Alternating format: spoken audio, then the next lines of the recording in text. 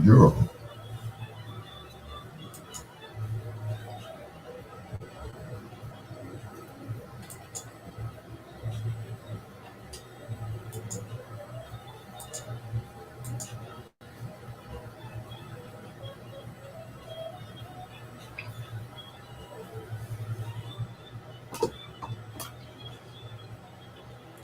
well, a pleasant good evening and welcome to Bedtime Stories, the show designed with the lovers in mind, where we put you to bed but never to sleep with the greatest love songs of all time, right here on WOSD Radio DB Chicago, WDLB Indianapolis and Chicago, as well as WRLNradio.com. It's your peanut butter brother, Dr. Al Greer. Thank you so much for joining us. As always, we really appreciate it. Tell your friends about us, like us on Facebook, follow us on Twitter, on Instagram, on Twittergram, on Instaface, whatever. It's your peanut butter brother, Dr. Al Greer, officially checking in. Coming up, I should say. In our last hour, we do a little thing we call foreplay. That's 4 songs by one of your favorite artists or groups, male or female. That's in our last hour. And we hope you stay the whole night. If you're not doing anything, we don't mind. Come on, stay with me. Let's kick it off with Anita Baker. This is Good Love. Is there any other kind of love? It's Bedtime Stories.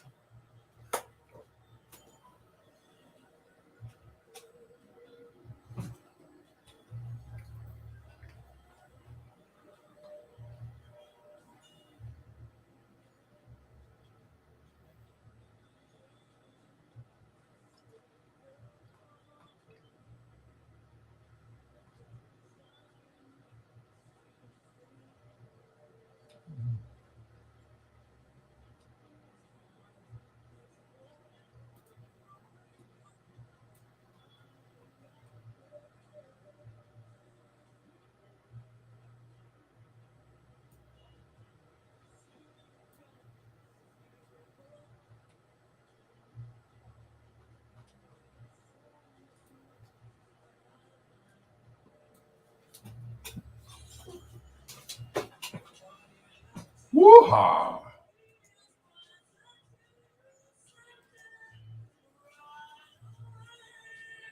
Pamela says she's taking the night off. And Gloria, I will see you soon. I hope so. As a matter of fact, Friday, right? I am looking forward to it, Gloria. I'm definitely looking forward to it.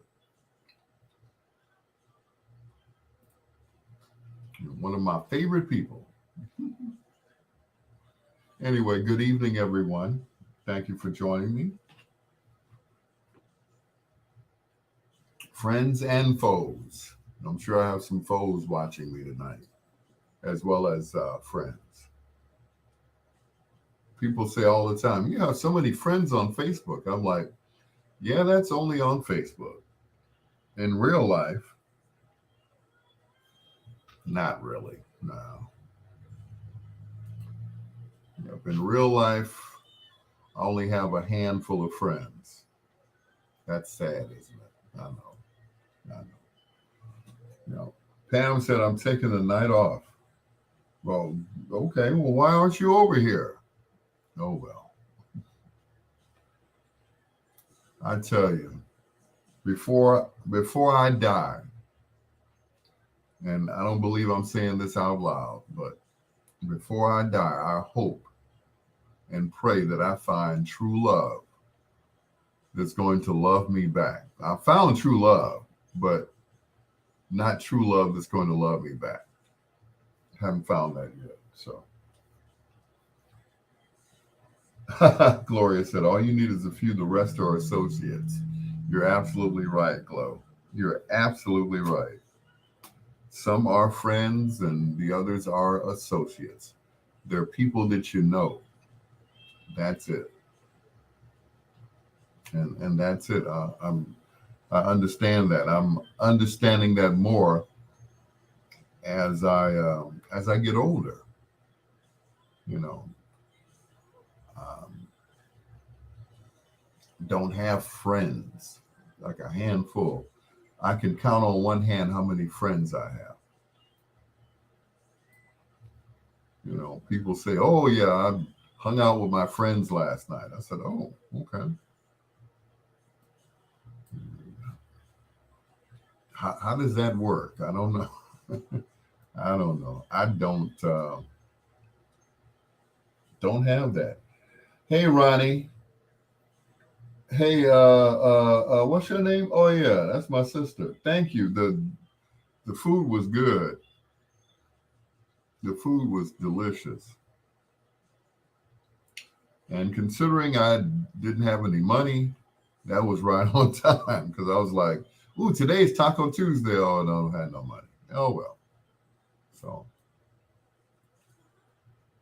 but that that's just temporary. You know, some people live from paycheck to paycheck. Yeah, I'm one of them, and it depends on what week it is. You know, like if I'm between, because I get one job I get paid every week, and the other one I get paid every other week, and then of course all the gigs on the weekend. So sometimes I have to, uh, have to hold on to my money until the weekend. So I could have, you know, lunch and all that good stuff. So that's what happens sometimes. So, yeah. She said, join the club. Sometimes it happens. Yeah. You know, like today, my daughter asked me for some money, and I was like, uh, unfortunately, I don't have it, sweetheart. Normally, I wouldn't tell her no. You know, so unfortunately, I had to tell her no.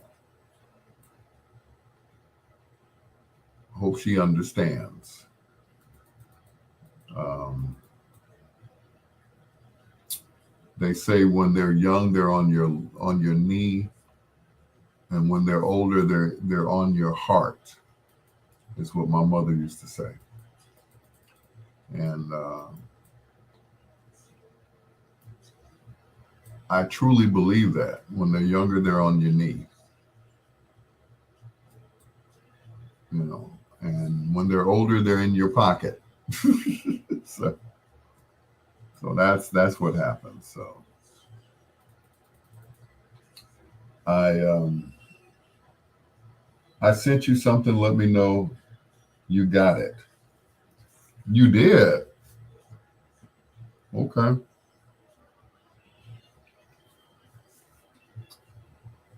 Well, thank you, Glow. I really appreciate that.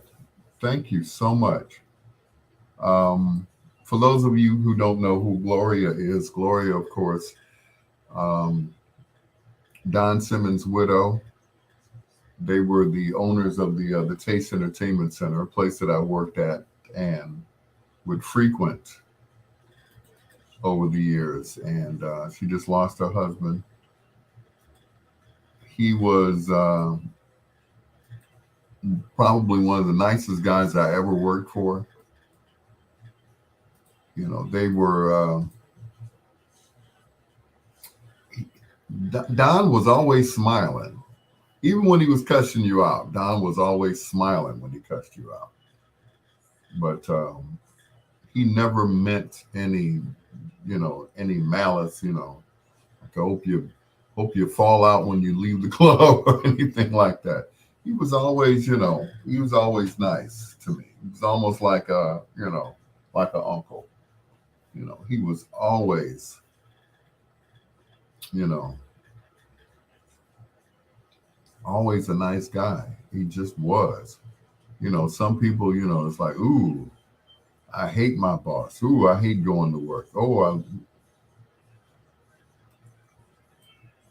I used to, and I couldn't wait until Friday so that I could go to the Taste, so I could play my music um, in the place of Uncle Richard.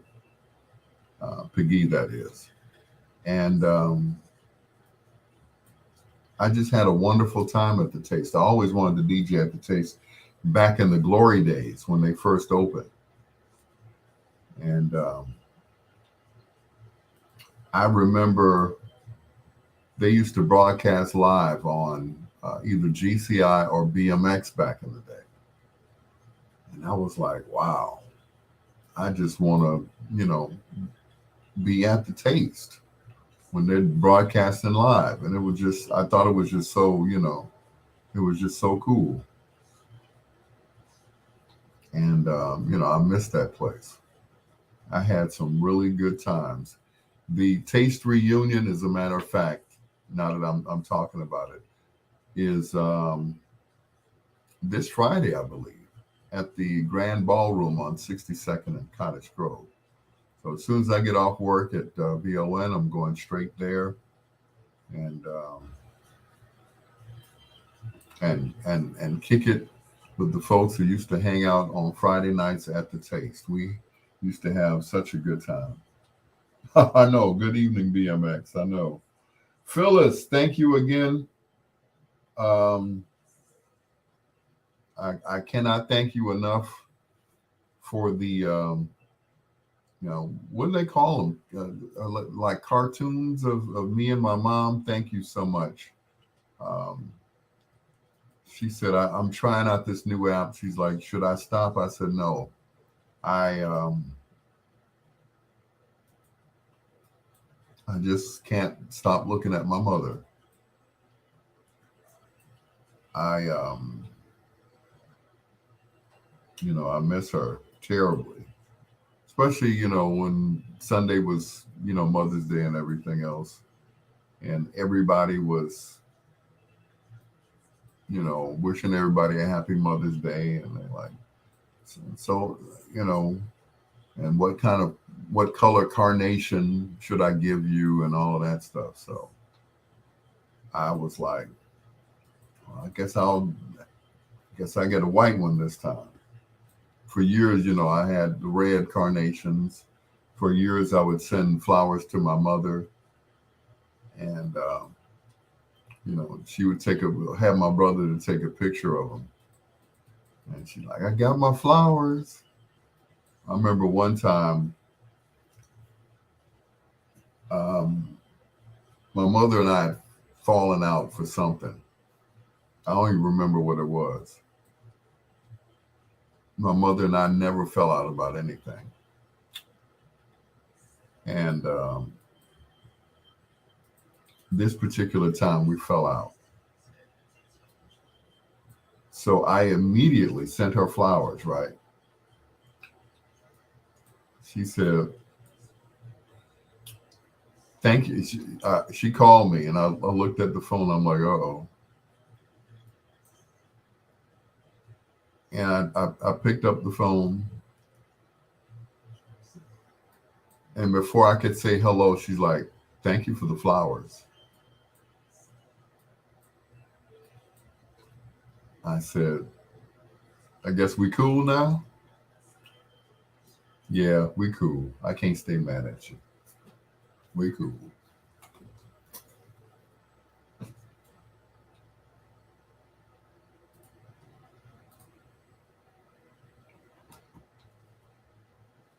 The late Billy Paul, Let's Make a Baby. That's a song that almost did not get played on radio because of its content. Let's make a baby. Well, what does that entail? Well, you know what it entails. You have to have sex to make a baby. So everyone just assumed that that's what he was talking about. Let's make a baby. And it was such a beautiful song. But here in Chicago, Reverend Jesse Jackson was like boycotting anyone who played that song. And it wasn't what it meant. Or, when you hear it, it's like, oh, let's make a baby. Yeah, hey, baby, let's make a baby. But it wasn't what people thought it was. It was a beautiful song. It was a beautiful sentiment.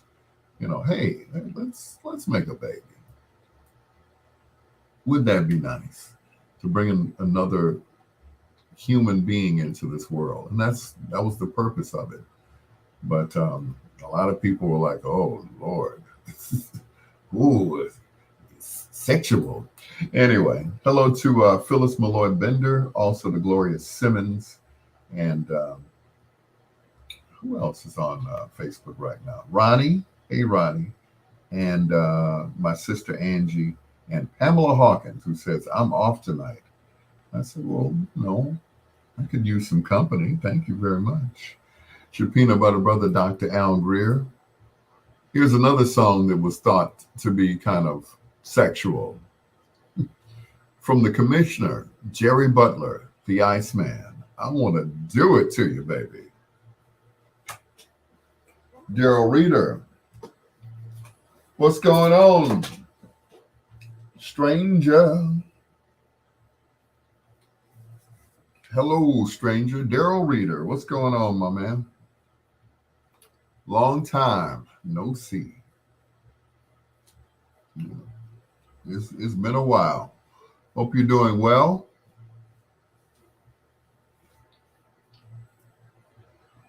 Hope you're doing well, sir. Still working hard. Well, that's a good thing. Um, what's an even better thing is that you're working, period. Whether you're working hard or not, it's a good thing that you are working, you know. And once again, that's a wonderful thing. I know a lot of people who wished that they could, you know, wish that they could work, wish that they did have a job. And hey, and people ask you, are you working hard or hardly working? Hey, either way it goes, I got a job. Whether you're working hard or hardly working or whatever, as long as you're working and not working, if that makes any sense. Better to have somewhere to go in the morning than to just sit there and lay in the bed and you know wait for ComEd to turn the lights out. I've been there. I was laying in the bed one day. I didn't have a job, and sitting there watching TV, and all of a sudden, whoop, lights went out. I jumped up, ran outside just to catch the guy as he was leaving. He said, "Do not follow me, sir." Okay. Because, see, they have cameras on the trucks now. People are like, "Turn my back on." Those days are over with. Threaten him to turn it back on. You know. I remember one time I had my electricity turned back on from the guy who did maintenance at the building. I never will forget that. He said, "Yeah, I know how to do it. You cut the lock off and then you put the meter back on." I'm like, "Ooh, yeah, you do that. I'll give you a couple of bucks to do that." So, yeah. What'd you say? A retirement is around the corner in 1 year. I know that's right. But yeah, I know we've had to do some stuff to keep your stuff on. Like, for instance, my I've had been having internet problems. So tonight, I'm using my phone as a mobile hotspot. Hey, you got to do what you got to do, right? I've exhausted all my resources until payday. I thought I was going to get a deposit for a party, and they sent me a confirmation today that I would get paid in full on that date, which is June 24th. I'm like, so okay, because I was going to use that to pay the internet, right? So light bill is due this week, internet's due, rent's already paid. So I really don't have a lot of high bills like that. I don't have that. I don't do that. My internet bill is $55. That's it. Um, I think the biggest bill that I have is the rent, because that's $900, 960 to be exact. So would you say that's not how that works? I was hoping that they would send me a deposit. I really was. And then they said, okay, the 24th, you'll pay me on that day. I'm like, not feeling that. No, no. Usually I get paid, a fee up front to hold your date, because, if somebody else calls me for a gig for the 24th, guess what? I'm going to take it. That's not how I operate. You're going to pay me on that date. No, you're going to pay me something to hold that date. Otherwise, you might end up with no DJ on the 24th of June. Homie don't play that. So, but we'll see what happens. I might have to go over their head somewhat and say, hey, look, that's not how I get down. You're going to have to put some money down so I can get down.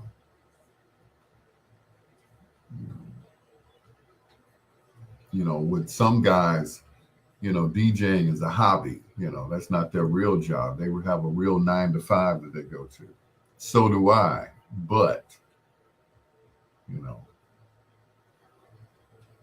the DJing is not just a hobby, it's a business as well. And that's the way I treat it. I treat it as such, as a business. So, but I said, okay, we'll see what happens. But, usually,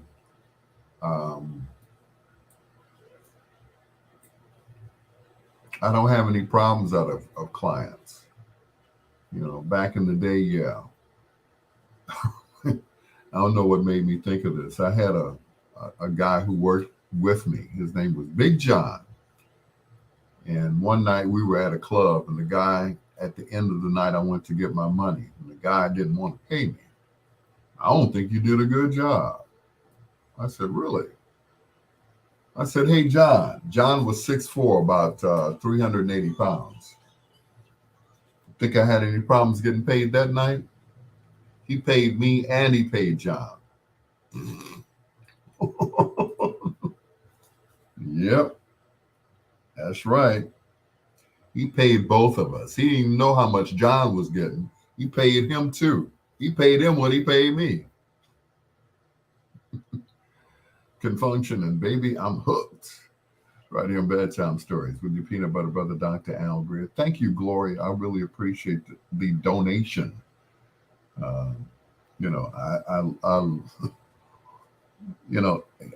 Usually, I'm the one that's giving out money. Like, how much you need? Okay, I can do that. Or I can give you half now, and I can give you the rest later. And this is one of those weeks where, I'm like, okay, I can make it to Friday. I can make it. I know I can make it. Lord, help me make it. Lord, if I could just get to Friday.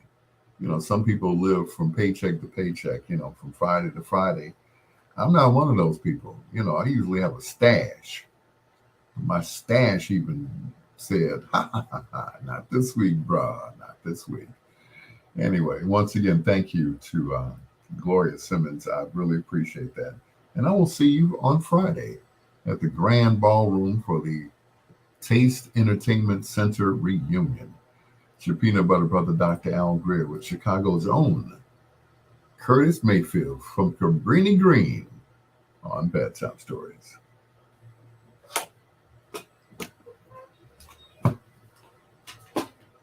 Bow, bow, bow, bow, bow, bow.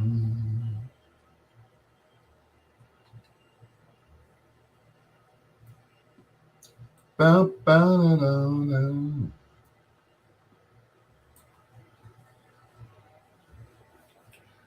What you said? Hallelujah! What a stash! I know, right? Woo! Certain people I let slide. Others, nope, they get a contract. Ronnie, I sent them an invoice. They said, invoice us, we'll pay you the deposit. Then today they send me an email saying that they'll pay me the whole thing on the 24th. I'm like, no, that's no. That was my internet money. Uh-uh, no, no. But I can't make them pay me. Again, I say if someone calls me and says, "Oh, I got a gig for the 24th of June. Are you available?" Yep, I sure do. It sure is open. What time you want me to be there? Okay, send me a deposit. Okay. Now, I hate to say this, but I've said it before and I'll say it again. With white folks, I don't have no problem with that. I said, could you please send me a deposit? Well, we'll send you half. What is your full fee? Oh, $750, ma'am. 700? Well, we were prepared to pay you 1,500, but okay. Is 700 the deposit? Yeah. You know, and I don't feel guilty about it. Some people, like you getting over on white folks. No, I'm not getting over. You know, I'm not trying to get over on anybody. I really am not. You know, I said, oh, you getting over? No. Sometimes um, we have to ask for what we're worth or what we think we're worth, and that's what you have to do. Sometimes you just have to just say, look, this is my fee, take it or leave it. You know, so like, sorry, you know, but when your cousins want to hire you, you're like, I said, well, my fee is $450. $450, boy, I helped raise you. What does that have to do? You asked me what my fee was, and I gave you my fee. Um, how much were you going to pay me? I was going to give you about $150. What, as a deposit? Because $150 is not going to get you anything but a Bluetooth speaker sitting on the stand and me sitting there with my phone. It's like, mm-mm. That's right, Globe. Know your worth. Know your worth, Pamela. Yes. You know, yes, Ronnie. Your kin folks are the worst to deal with. They want you to DJ from sun up to sundown, do a family reunion from 12 until the sun goes down in the park. Bring a generator. Bring a generator. What? No, you don't. No. Not for no $150. Like I said, a Bluetooth speaker charged up the night before, and that's it. If it starts dying, I'll run a cord from the car and do that. But oh, no. I love you, family, but it ain't happening. $150 for the whole day and bring a generator. I Daryl, I don't know if you've ever picked up a generator by yourself, but trust me, I did it. I did it once. This is what happened. My wife and I were just returning from I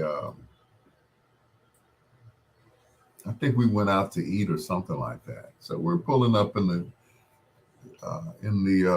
alley, and we saw that the garage door was open. I'm like, sometimes if you hit it before you get all the way out, it'll stop and it'll go back up to keep from hitting your car. Well, this particular time, it didn't. It did that, and it was up the whole time. We got back. There was a guy going down the alley on a bike with a buggy that he had gotten from a store, and he's dragging it. And in that buggy was our generator. I never will forget. I saw my wife said, "Ain't that our generator?" I went into action. All I could hear was the theme from Shaft, and I'm driving down the alley. I'm just flying to try to catch him, right? And I whizzed past him and stopped the van. Bam! He almost hit the van, right? And I got out of the van and not knowing if he had a weapon on him or whatever. And I jumped out, and before I knew it, I said, "Give me my generator." He said, "Somebody gave me this." I said, "Ain't nobody gave you my generator." And before I knew it, I yanked it out of the buggy. This thing had to weigh about at least 80 pounds or more. Snatched it up out of the buggy, threw it in the back of the van, and we drove off.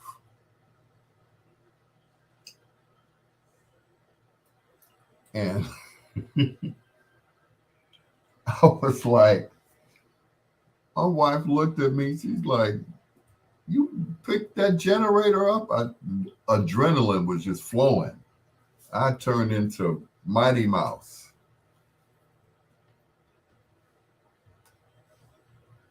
The Moments, aka Ray Goodman and Brown, and Inside of You, right here on Bedtime Stories with your peanut butter brother, Dr. Al Greer. I was telling my friends offline or off the air how one day my wife and I were coming home from somewhere, and we noticed that the garage door was still open as we were about to, pull in.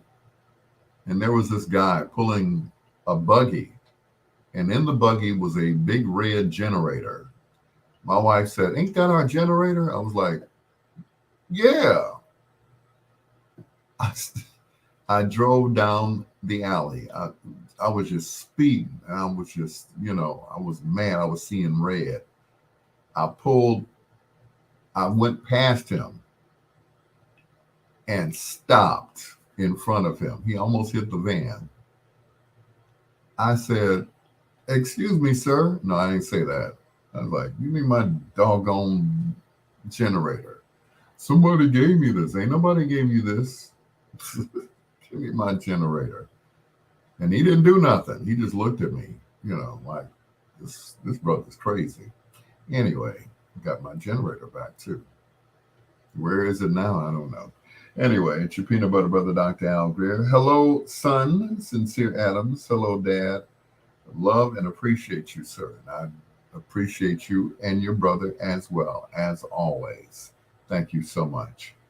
Got my generator back, though. Had to end up buying another one. I got a much lighter one. I can snatch that one up with no problem at all. It's your peanut butter brother, Dr. Al Greer. This is Bedtime Stories with O'Brien.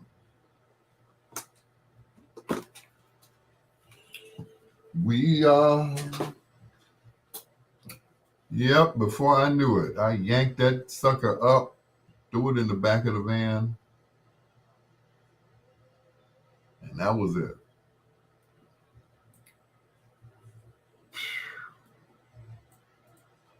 Took it home, put it back.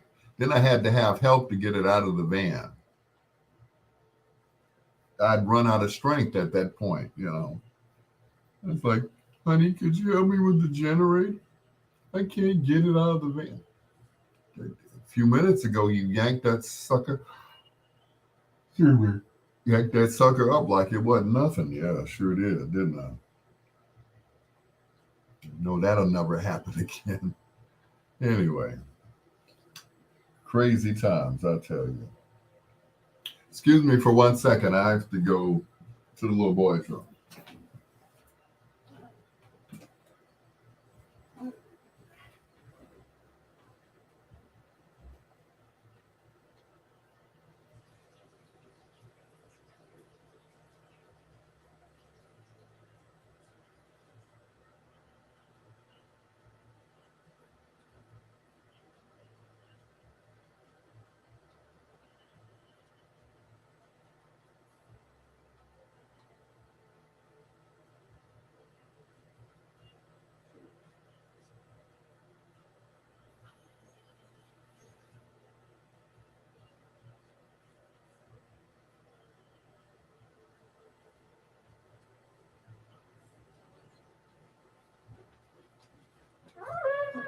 Here we are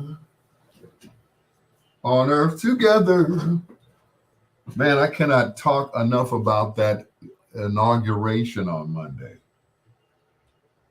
You know, I was at an inauguration, or at least I went to an inauguration, and all of a sudden, church service broke out. There, if you saw it on TV, you know it turned into a church service. Reverend Brandon Johnson, our mayor, I mean, it was really touching. The only thing that was missing was some deacons sitting up front to take the collection. Otherwise, that's what happened. It's like, ladies and gentlemen, we'll now please introduce you to Karen Clark Shearer. I'm like, what? One of the Clark sisters is here? Oh my God. It was a very soulful inauguration, one that I would never see again in my lifetime. And I kept asking questions. You know, I was joking with one of my coworkers. And I said, hey, Sonia, you think if Vallis had gotten elected, you don't think Karen Clark Shearer would have been here? She said, no. I said, what, Kelly Clarkson? She said, no, Bruno Mars. I was like, yeah, pretty much so, yeah. But no, it wouldn't have been nothing like that, no. Would not have been the Soul Children of Chicago singing.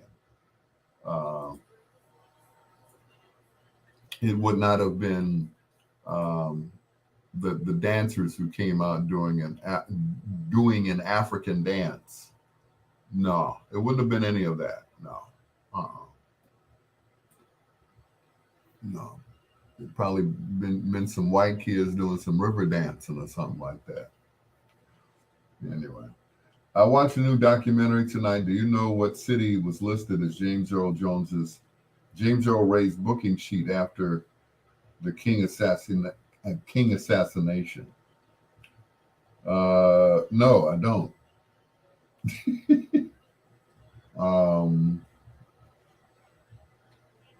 But I'm sure you're going to tell us, Troy. But anyway, so it was quite an experience. I don't know if they had to pay to get in there or not. I don't know. I haven't had a program around here somewhere. But Alton, Illinois. Okay. Alton, Illinois. Okay. Well, anyway, like I said, I don't think all of that would have gone down had Vallis gotten elected as mayor. It would have been dull, solemn, and short.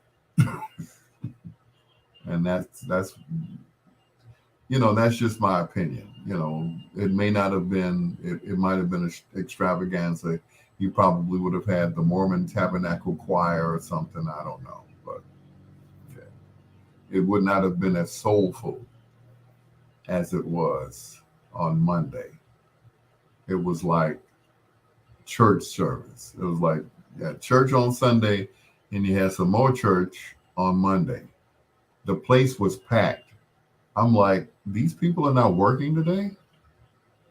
You mean to tell me all these people here are not working today? Okay. I don't know if Elo told you, Julian passed away this morning. I saw that. Rico, Michael Jackson posted it. I was like, no. I read it and I looked and I was like, I saw Julian. I'm like, okay. And I read some more. I was like, and I said, wow, he wasn't that old. I mean, had he been sick, what? I'm like, I was like, wow. That really caught me off guard this morning when I saw that. When I went to Facebook, when I got to work, I'm like, oh. Of course, I, hit the sad face right away. I was like, man. I remember, switching subjects, Nikki. I remember that night we were there and I forgot what happened. He was on stage and somebody snatched his wig off and, Julian didn't have any hair and, it was just, just a whole bunch of, backstage stuff that came front stage. But I'm sorry to hear about him, Julian, of course, was a Prince impersonator and very good one and very convincing. He really looked like, he had cancer. That's probably why. That explains the wig. He may have, gone through chemo and lost his hair. So that kind of explains why, But it was Julian and another one. Who was the other one? I can't think of his name right now. He's good friends with Elo.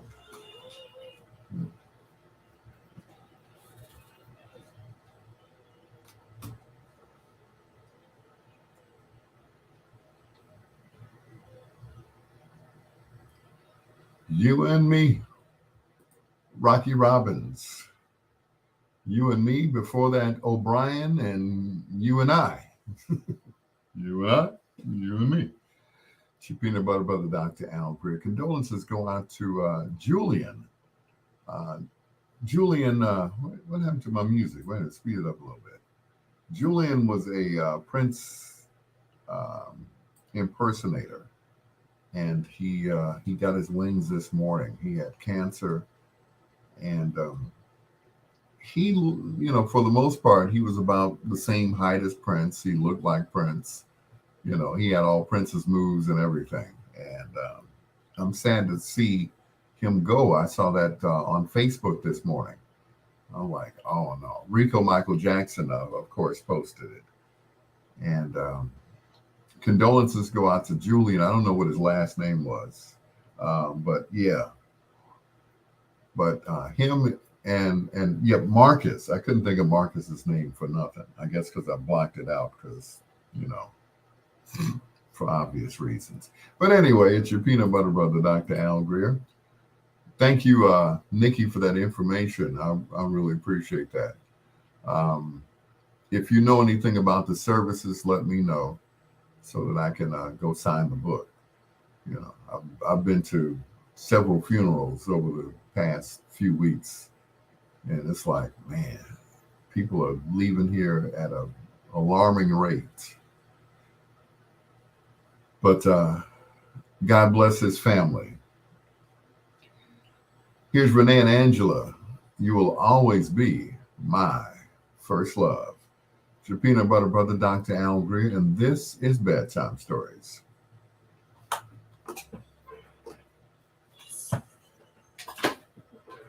Yep.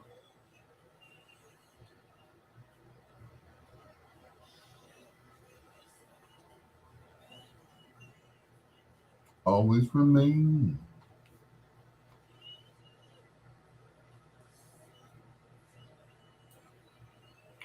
Oh, baby. He wasn't in Chicago. Okay. Wow. You know, Julian Stefani was his name. Okay. Well, I'm sure they'll probably have something here for him since, we all knew him through going to Berlin up north. Ooh, how long ago was that? Good luck. That was at least 17, 18 years ago, right? Yeah, at least. Wow. Hmm. Julian Stefani. Yeah, that's sad. But like I said, if you find out any information, let me know. Hopefully, they'll have something here for him. Because we got a chance to watch him perform as Prince. And as I remember, him and Marcus, used to represent very well. Marcus was a little bit taller, but he had that look as well. So, but condolences go out to the family of Julian Stefani, Prince impersonator, or as I like to call him, Prince. Not impersonators, but tribute artists. It's one thing to impersonate somebody, like I do Herb Kent's voice. That's an impersonation. I'm not a Herb Kent tribute artist. It's like I don't go around uh, getting paid to be Herb Kent. So it's like sometimes I do. They're like, you know, we heard you play music like Herb Kent. Who told you that? I don't know. Who's this Herb Kent that you guys are referring to all the time? I hear that all the time. They say you sound like Herb Kent. Like I don't know where that comes from. I don't know. Anyway, so yeah, I don't get paid to be Herb. Trust me. If that were the case, I'd be rich. Shoot, I buy this whole building and put all my children in it. Oh no. Yeah. I told you that's too creepy. Stop it. Right. If only I got paid to do it, right? You know, you know. Herb Kent tribute artist. Yeah. And my thing is if they ever have a movie, I'm going to definitely audition, you know, definitely audition to be Herb in the movie.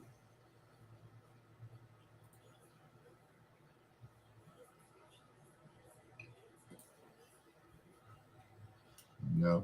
I would I'm sure I would be a dead ringer for him, you know.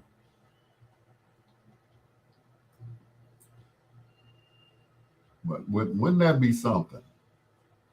They come out with a WVON movie.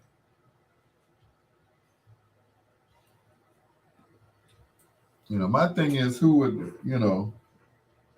would play all these people? I don't know. They'd have to be handpicked, you know, and they'd probably ask me to handpick some people that, look or and sound like those people.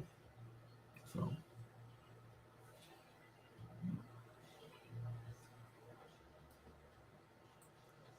But wouldn't that be something? They had Joe comes in second place, but you come in first.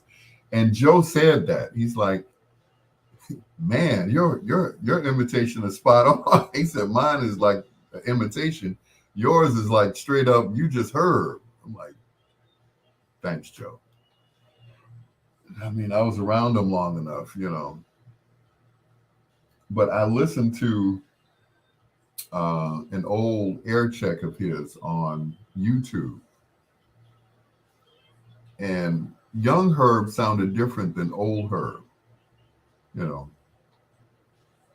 older Herb was a little bit slower, but young Herb was like, you know, um, WVON time is 9:52. You know, it was a lot faster, but as he got older, it got a little bit slower. V103, today's R&B and throwbacks.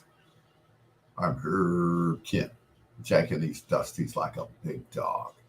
You know, so it was a lot slower as he got older. But when he was young, he was like, I'm Herb Kent and I'm for the teenagers. It was a lot quicker. So I'm a good study of him. So, and of course, my rag man is spot on as well. I did, I did it one time in front of him, and he was like, "So you think you're me now, huh?" No, you weren't. You weren't comfortable being Herb. Now you want to be me too. No, I don't. I said, you know, Herb used to say I sounded like Richard. Richard said I sounded like Herb. Rag said, well, you sound like all of us. It's like, thank you. Thank you, sir. That is a compliment. You sound like all of us. You know. Thank you, sir. Thank you. What is he doing? You know what I'm doing.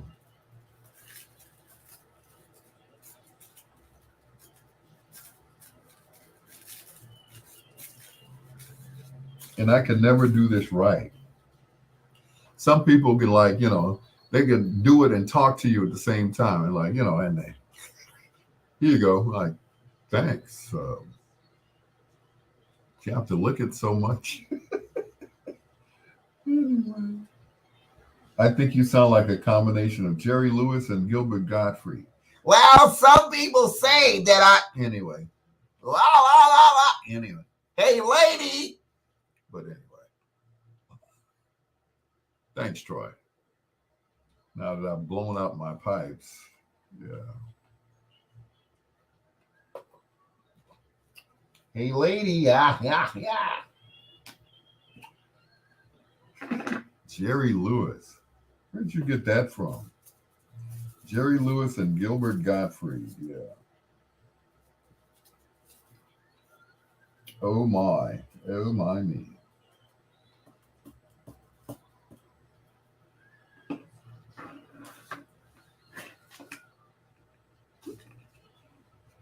But that's a good one, Troy. Yeah, that's right up there with that joke about Elton John. You still haven't topped that one yet. Gives new meaning to the song. Don't let the sun go down on you. Yeah, that was a good one. That that was funny.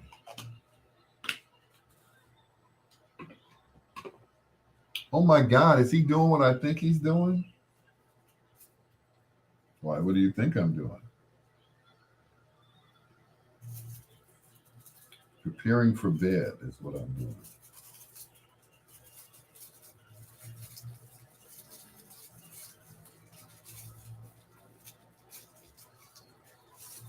That's what I'm doing. It's called a sleep aid. And of course, I'm making a mess. Cheech and Chong would not be proud. They would not be at all.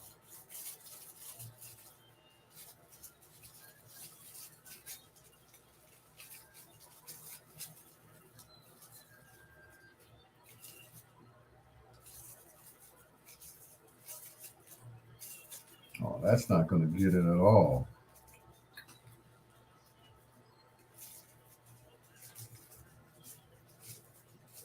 That's awful.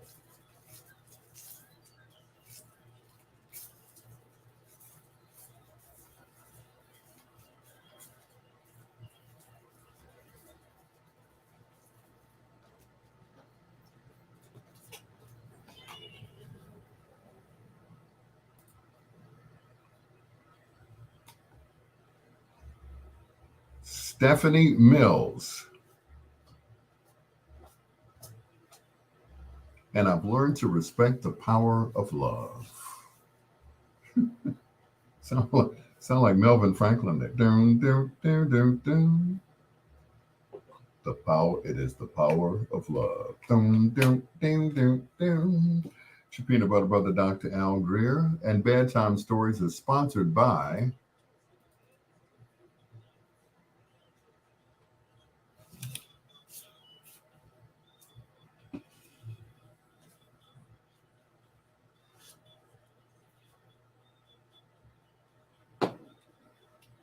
mm,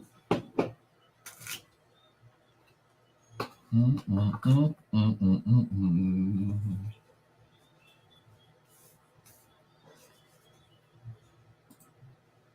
Grubhub is a proud sponsor of Bedtime Stories on WOSD Radio DB Chicago, WDLB Indianapolis and Chicago, and Atlanta, and Cleveland, all over the place.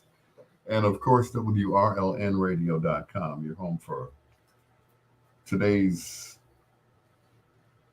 R&B and yesterday's throwbacks. It's your peanut butter brother, Dr. Al Greer. This, of course, is Bedtime Stories, the show designed with the lovers in mind, where we put you to bed, but never to sleep with the greatest love songs of all time. This song came out of uh, the workshop of Mr. Jerry Butler. You know, he had young songwriters that he had around him and everything else, and they wrote this song for him and Brenda Lee Eager. Here's the Iceman Jerry Butler and Ain't Understanding Mellow featuring Brenda Lee Eager on Bedtime Stories.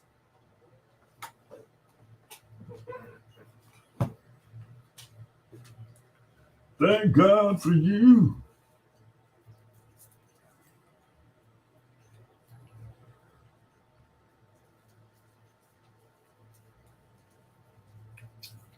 Yes. Yes, sis. It won't stay together.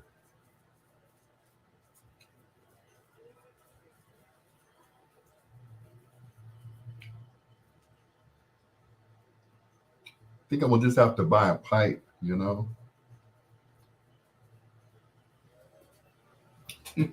or get some pre rolls. Don't they have them where they're pre rolled? I think they do. Anyway. All right, I'm good to go at midnight. Speaking of which, last night I had the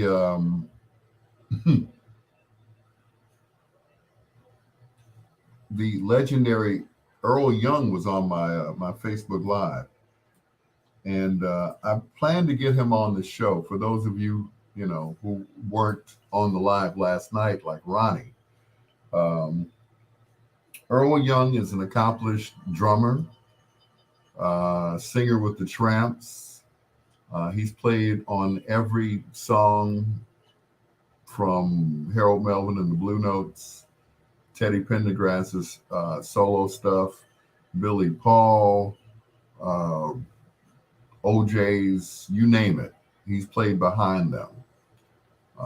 Also, as a member of the Salso Orchestra, he played behind Lolita Holloway, Double Exposure, um, the group Black Ivory, the duo of Black Ivory, and many songs, many songs. As a matter of fact, he was the architect of the house music beat that we know of today. So, yeah, so that's it. But I'm looking forward to having him on the show. That'll probably be one of my best interviews because I plan to ask him everything. Of course, I'm going to have Paulette Williams back, Paulette Meg Williams, I should say, who was the first lead singer of Rufus before Shaka Khan. As she said in the interview, she said she no longer wanted to tour. She wanted to sit at home and be a mother. And which is cool. I understand. You know, and a great mother at that because her daughter is also a singer. So I'm looking forward to hearing her music as well.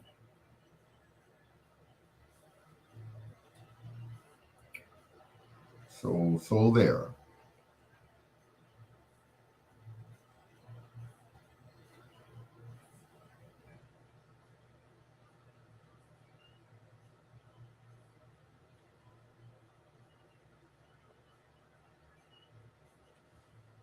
Have this love.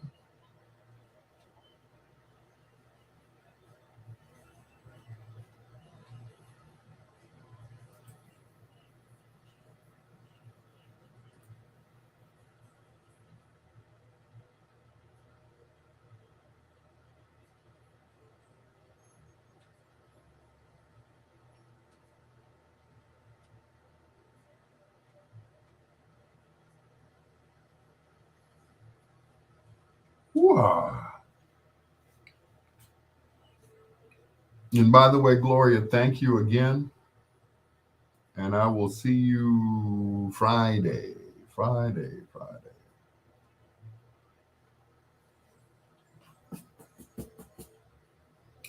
I'm definitely looking forward to it. I was at a card game and lost track of time. That can happen every now and then. Definitely, you can lose track of time at a card game, which is interesting. You should say that. My my mother-in-law, Lucille Bell, used to play cards with Lucky Cordell of WVON, the general manager. I'm like, you played cards with Lucky Cordell? Whoa. I was like, wow. Talk about what they say 50 degrees of separation or whatever. I'm like, what? But it's true. She played cards with Lucky Cordell. I was like, really? Man, if I'd known that, I'd have worked for VON back in the day. That would have been something. You know, I was like, Ma, Lucky Cordell? Can you give me a job? Back then, I didn't care. I just wanted to work for VON. You know, that would have been something. Ooh, man, to work there as a kid. I mean, I was there, but I wasn't there. You know, of course, I was a teen DJ at like 14, 14, 15 years old. But it never turned into a full-time job or even a part-time job. That would have been great to work with Richard Pegee back in the day when he joined in 68. So I think I probably would have been too young.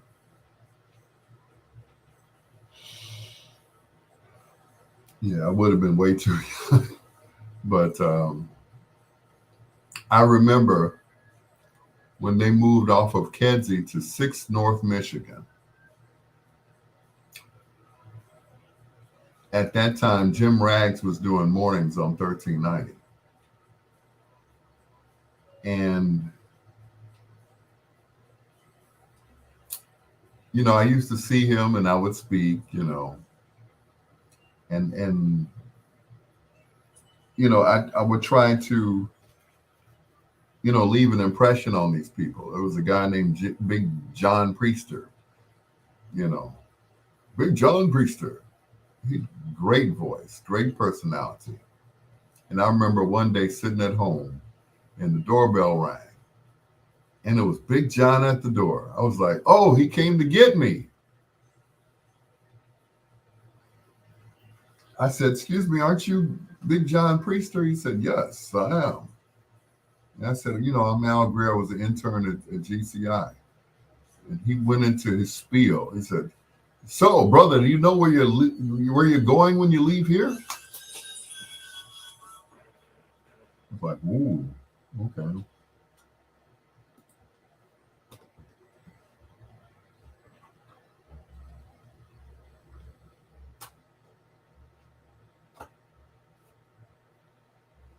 Brothers George and Louis Johnson and Land of Ladies. That's probably the only time that Louis got to sing lead on any song.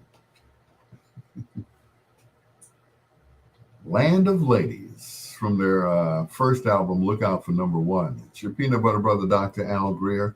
This is Bedtime Stories, the show designed with the lovers in mind, where we put you to bed but never to sleep. The greatest love songs of all time. Don't forget the Taste Reunion is this Friday at the Grand Ballroom on 62nd and Cottage Grove. And just like back in the day, it starts in the evening and goes to like maybe 10, 12 o'clock at night. I look forward to seeing some of the people that I haven't seen since Donald Simmons' homegoing. So I look forward to that. That was right there. That was a reunion of sorts. All the old dancers were there, which was interesting to see some of those guys now as opposed to back in the day. And you're like, oh, okay. You kind of kept your physique up. Anyway, it's your peanut butter brother, Dr. Al Greer. This is Bedtime Stories. The late, great Minnie Riperton, Inside My Love.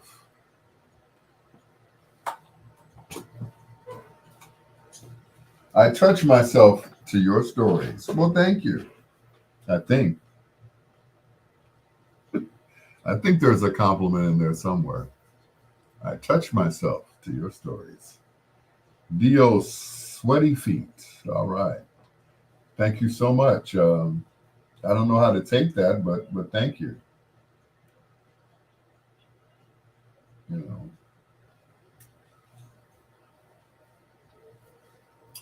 But anyway, I hope to see everyone this Friday at the Taste Entertainment Center reunion.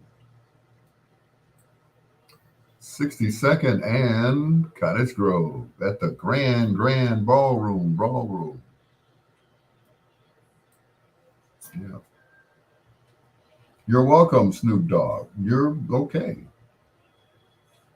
I'll be him because he's got his own weed farm. So I will probably be Snoop Dogg tonight. So does Mike Tyson. He has his own thing going on. If you go online, if you type in Mike Tyson's weed farm, then it'll come up whatever the name of it is. I'm going to check it out before I go to bed. You can order it and, they will send it to you in the mail. Like, talk about the drug sniffing dogs. Like, what's this? What's that aroma? Yeah.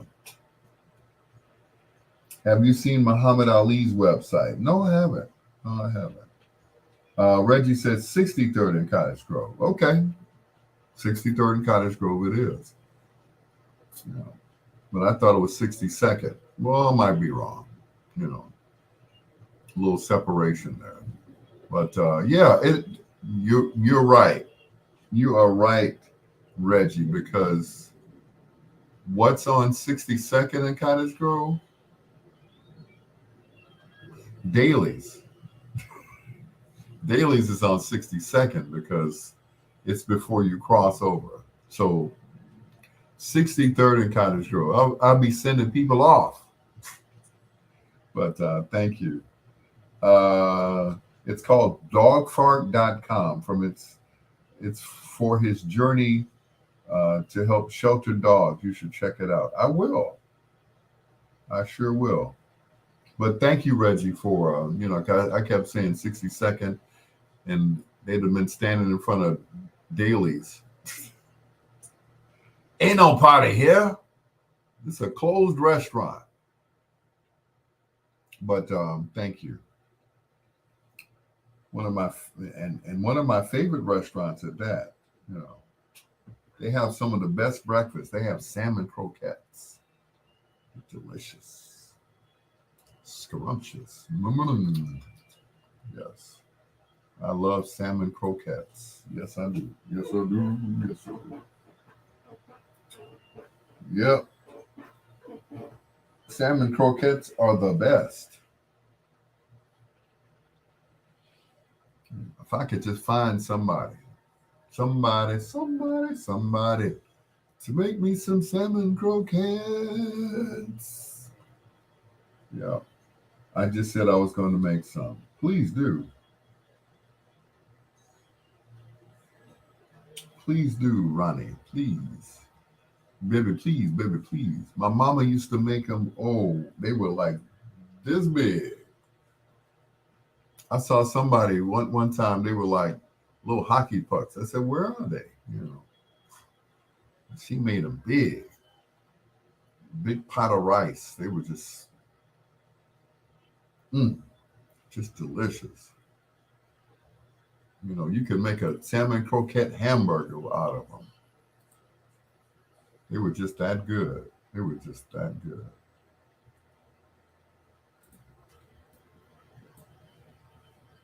Yeah, they were just yummy. Now I wonder what they're going to serve at the Taste Entertainment Center reunion on Friday. I'm wondering.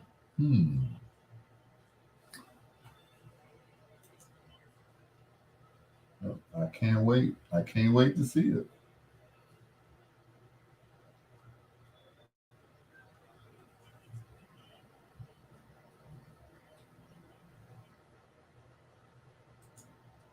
It should definitely be yummy.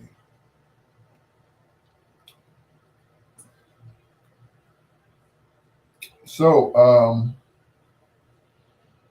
what were we talking about? Oh yeah, we're just bopping between subjects. Jamie Foxx is out of the hospital and at a rehab center here in Chicago, according to our close sources, Ken Watlington, of course, and TMZ got the information, I guess, after Ken got it. I don't know, but I'm like, wow. So he must have had a stroke. Why would he go to a rehabilitation center?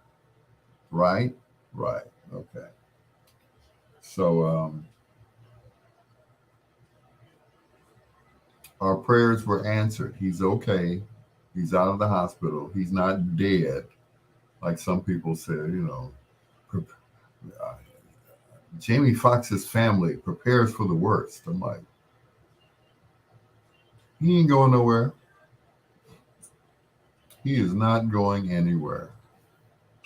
Preparing for the worst. Mm-mm. So he's gonna be all right, and that's wonderful. It's wonderful that he's gonna be all right. You know, he's got he has a little bit more acting in him, and Jamie is not just an actor. You know, he's a comedian. He's a singer. He's he can do it all. You know, he does impersonations. He does a great impersonation of Quincy Jones is just spot on, but he is just the total performer. Of course, he got an Oscar for playing Ray Charles. I mean, he nailed it. He looked like Ray Charles. He had his mannerisms and everything, the scratching and everything.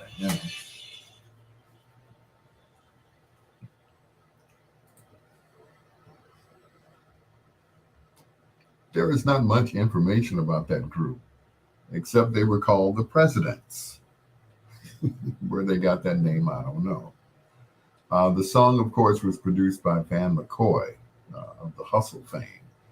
That's 5, 10, 15, 20, 25, 30 years of love from the Presidents right here on Bedtime Stories with your peanut butter brother, Dr. Al Greer. Pamela Hawkins said, I love him on In Living Color. Jamie Foxx wasn't one of the original members of that particular crew. He came in like maybe the second or third season. And boy, he made quite an impression on them with, especially with that one character, Wanda. And I mean, that really put him on the map. Then they found out that he, not only did comedy, but he could sing and act his butt off. He's been in some great movies, the one that always sticks out is the Ray movie. Because you don't like it. If you ever saw the movie, at the end, he's in a dream sequence and he snatches off his sunglasses. And I'm like, wait a minute, that's Jamie Foxx. But during the whole movie, he's so convincing as Ray Charles. You're thinking, I'm watching a documentary, because that's what I thought it was until he snatched off those shades. I was like, wait a minute, that's Jamie Foxx. You mean the whole time? Man, had me convinced, And the cool thing about it was they were looking for someone to play the piano. And he told the director, he said, well, I took piano lessons as a kid. And he said, good. Well, you got to go see Ray Charles. He said, oh, okay. So he went and he played piano alongside Ray Charles to see, his fingering and everything else, his whole technique. And the next day they said, did you go back and see Ray again? He's like, no, I think I got it. He said, I got the blueprint. And he ran with it, and it gave him his Oscar. And I couldn't be more proud if I was his brother. Jamie Foxx, he's still with us. Still with us. Here's One Way featuring Al Hudson on Bedtime Stories. Jim Carrey was, of course, the biggest breakout star from that show. I can't quite put my finger on what made him different from most of the cast members. Very funny.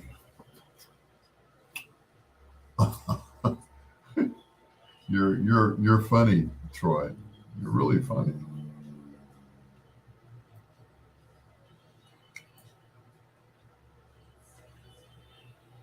You're very funny.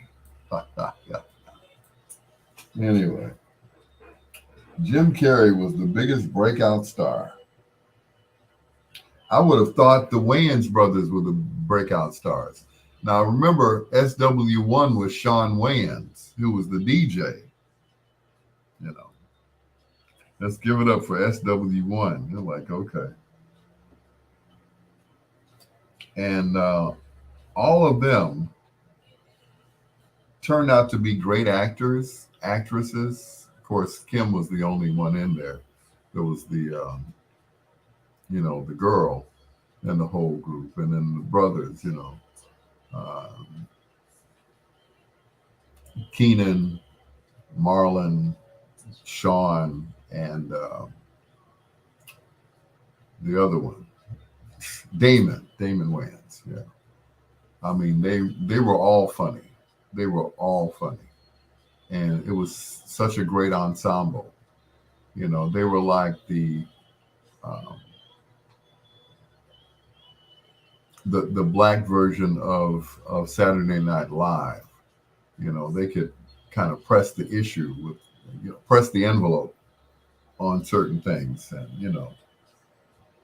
but it was good that they had Jim Carrey, and I can't remember the the other Caucasian person who was in that whole ensemble, but they were just they were just phenomenal, and it's a shame that Fox pulled the plug on it because you know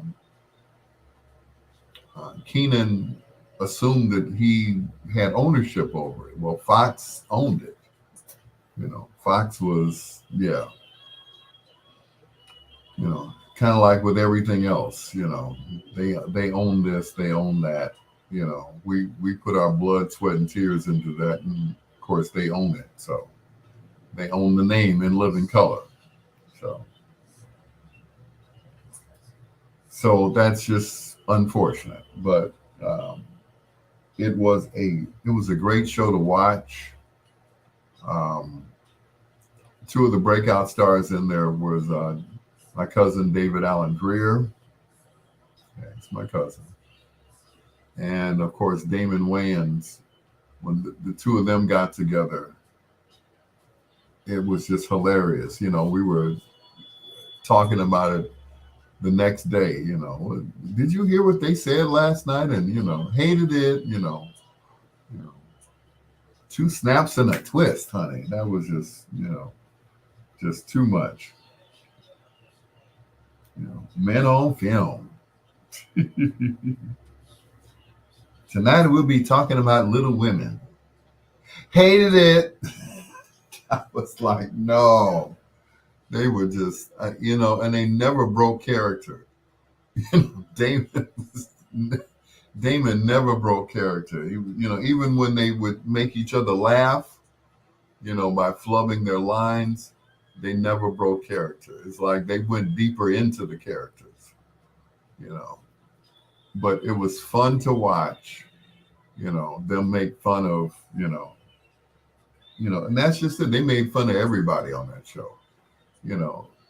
They had a character played by David Allen Greer who did, well, not a character, but he was playing Al Sharpton. I was like, he had the mustache and the perm and everything else, the perm wig. Damon, of course, was Farrakhan. They made fun of everybody, and it was just great to watch.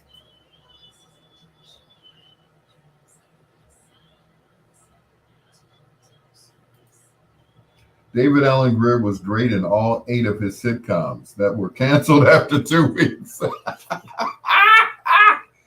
He's cuz just couldn't keep a job, I tell you. Poor cousin. Yeah. Yeah, because he was in several sitcoms, and he just, guess he just ain't funny by himself, I guess, Oh, well. Poor cuz, he just can't get a break, I tell you. He just can't get a break. I tell you, it's rough out here. Yeah, we need Rodney Dangerfield back, I tell you. It's hard out here for him, I tell you. Hey.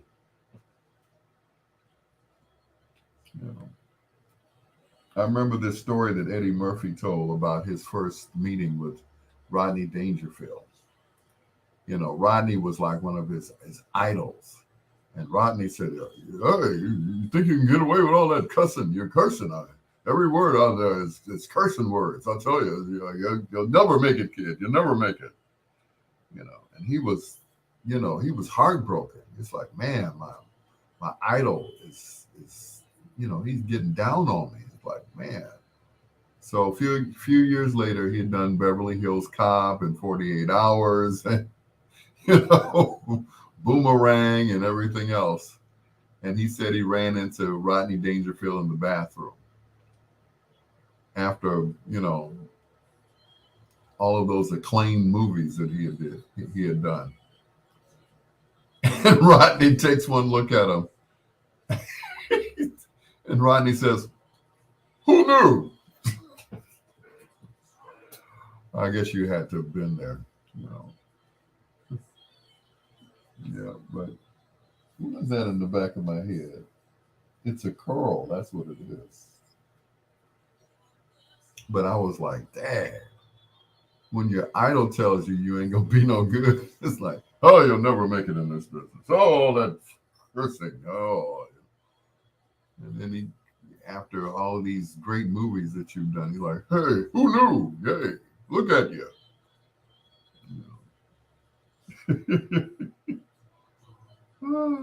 Eddie made it despite of.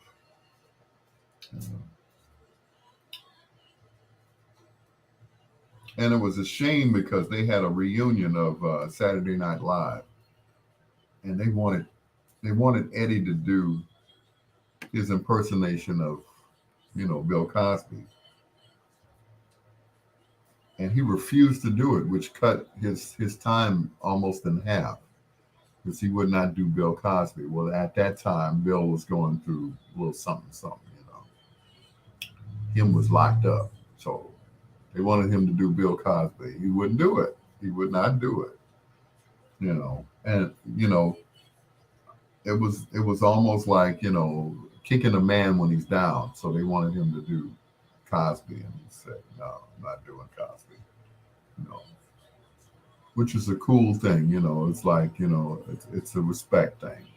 Now, when he was younger, it was a different story. I want to talk to you. You can't say flim, flarn, flarn, flim.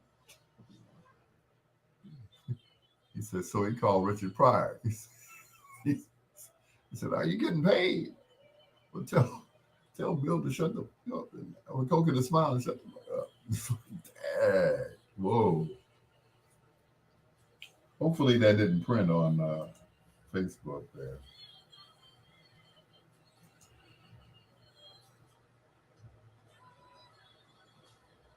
Nope, it didn't. Okay, cool.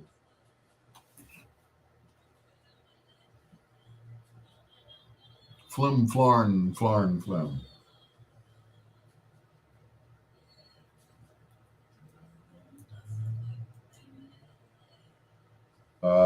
You know what else lasted forever, like in living color, those awesome cross-color outfits they wore. Of course, mustard yellow goes with maroon and green. Well, yeah, if you're colorblind, yeah, they, cross colors.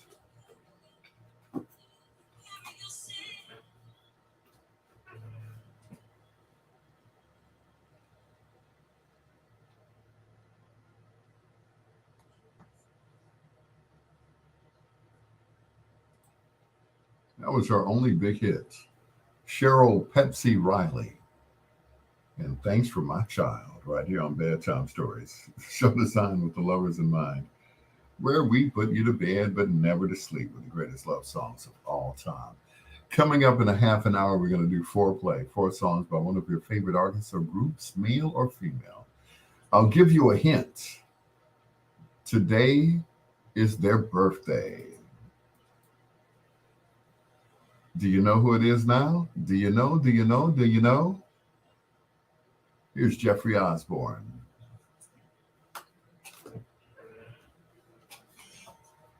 Lowana, hey, boom, boom, boom. I loved it at them. That show was like, before its time. You know, it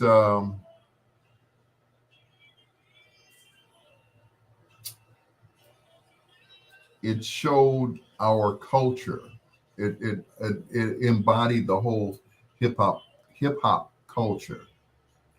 I mean, they had Heavy D on there. They had Tribe Called Quest. They had, Poor Righteous Teachers. You name it. They were on the show at the end. It was like, ladies and gentlemen, give it up for Poor Righteous Teachers. But it embodied the whole hip hop culture. It was unapologetically black. And I think that's what they were looking for. Um, Keenan, of course, was the mastermind behind it, being the older brother of Damon, Sean, and Marlon. And I think that it was before its time, but it was at the right time, if that makes any sense. But it was such a great show, um, great production, directing, especially the writing. The writing was impeccable. I guess they must have sat down in meetings and said, "Okay, where's the funny?" Was their saying. Where's the funny? I'm like, okay, it's not funny. A lot of skits or sketches got cut because Keenan didn't think they were funny. He let them write their own material most of the time, but they would go, they would sit down and read over it. It's like, okay, we're gonna do this, but okay, it's got to be funny. You got to put some funny into it. You know, Crisscross, yeah, they're bigger now than they ever were. Crisscross, yeah, but Luana said they were excellent and awesome. I loved the Heavy D opening song. Everybody there was equally kind. Troy said literally they're both 100 pounds heavier and a foot taller. Yeah. Thank you, Troy. But it was probably one of the best shows on television. And how many people know that when we get a good show on television, they pick it apart. They try their damnedest to get rid of it. Oh no, this is too no. This is too black. It's too black. But people were talking about it every day. Every Monday, it aired on Sunday. So every Monday morning we would, telling the jokes around the water cooler. You know, it's like hated it. We're walking around all day. Hated it. You know, welcome to Men on Film. And of course, it was, every joke on that show, everything was funny. You know, some things made you think, and then others were just funny. Just plain out funny. LL Cool J was also introduced to the word on there, or to the world on there. Yeah. But yeah, it was, once again, unapologetically black. And it was great to watch. Of course, it introduced us to Jennifer Lopez, who was one of the Fly Girls, along with Rosie Perez. Rosie, of course, came straight from Soul Train. She was the only Hispanic girl on Soul Train. And she went on to be the choreographer. And I was like, wow, a lot of, just about everybody there who were, who was on that show, they went on to fame. Your guy Jim Carrey, Troy, um, went on to act in serious movies. The Truman Show, and uh, other movies. Even in funny movies. Ace Ventura, Pet Detective. He just went on. Alrighty then. So, and of course, a lot of the artists went on to become, bigger than they were. It's like once they were on In Living Color, that was it. You know, they were stars automatically. You know, they were automatically stars. The The next day, their album flew off the shelves. I'm like, dang, that's all it takes. But like I said, there were a lot of breakout stars on there, including David Allen Greer. You know, but Crystal Camilla, what's her last name? Yeah, her, who was on VON the other day. She was one of the Homie the Clown. Homie, don't play that. I know, right? You know, Damon was like just funny, never broke character. When it came to Homie, um, just everybody. Kim was good with her. Miss Jenkins um, stories. It was just wonderful, and a lot of it drew from real life. Them growing up in the projects. You know, Homie, don't play that. Mhm. And it was a lot of marketing, of course. The men on film, and of course, Homie D Clown. So a lot of that stuff was based on stuff that they had seen before, and they just took it and just ran with it. You know.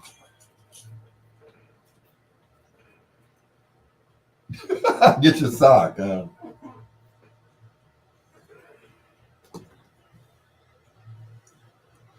I wish you didn't trust me so much.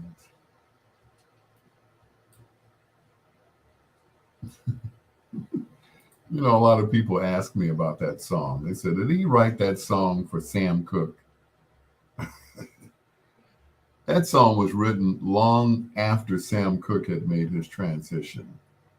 Wish he didn't trust me so much with his woman. Based on a true story, though, because Bobby Womack ended up marrying Sam Cooke's widow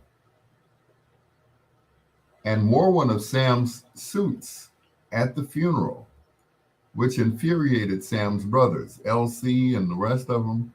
They kicked Bobby's you know what.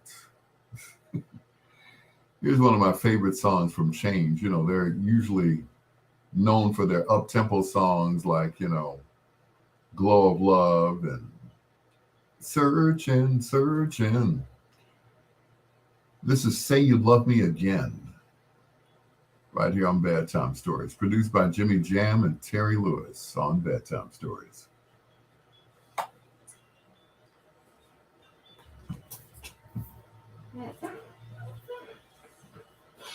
Luana, who we talking about? This is Troy talking.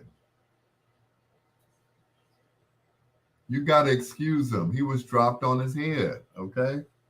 Jim Carrey is such a nice for agreeing to star in a show with a bunch of unfunny amateurs, so it will be funny enough to put on TV. Luana, don't fall into what Troy is talking about. Please don't. Please. He said that's a lot of nerve. Jim Carrey had to audition like everybody else, okay? Jim wasn't the focal point of the ensemble or anything else, He had some good characters as well. Fire Marshal Bill was one of his popular characters. Let me tell you something, mister.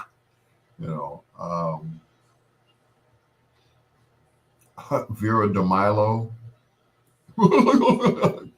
taking the steroids and stuff, that, that was some funny right there. Some of his characters, of course, him doing Michael Bolton, stealing a song from an old dead brother, like, oh, the Juice guy, Vanilla Ice. I know, right? Yeah. But Carrie went on to star in some, some big movies. the cable guy and all of that stuff. I mean, just, you know, Carey made his money. Yes, he did. You know, the Ace Ventura movies. Like, I don't know why I'm thinking about this. You know, Mr. Winky. You know, that was hilarious. She went on to play the doctor, the head doctor on House. You know, she was in that movie, and then she went on to House, and it was just hilarious. You know, I was speaking of the character Oswald Bates, the jail genius. Yeah, yeah. But those were some funny moments on that show. You know, some funny moments. What's his name? I can't think of his name right now. I see his face, but I can't think of his name. Um, but they were all, you know, they were all funny. Jamie Foxx, of course, Kim, Damon, Sean, Marlon, Keenan, cousin David. They were just, just all, each one of them was funny in their right. They all had these characters, memorable characters. You know, misconstrue big words. I know, right? Yeah, my brother.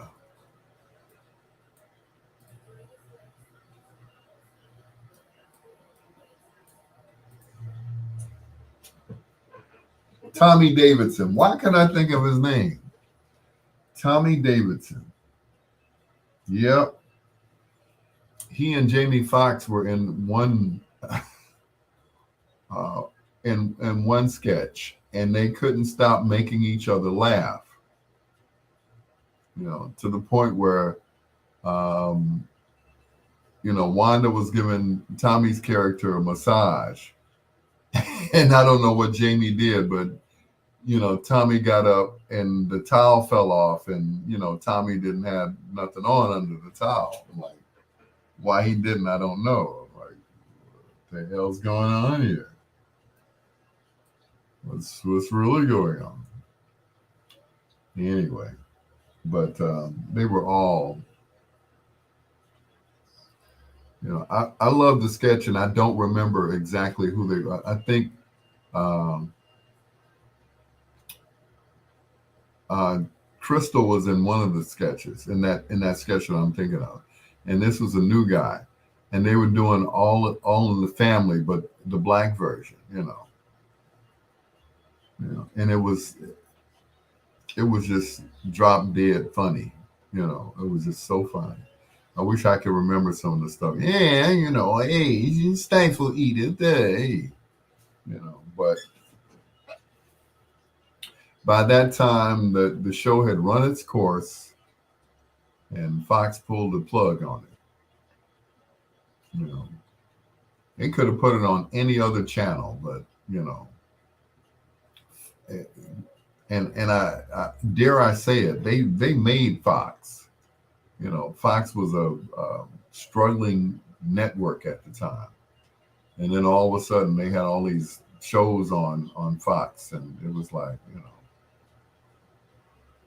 I tell you, Kim Cole was also in it for a bit. I remember Kim Coles was in there. Yeah, yeah.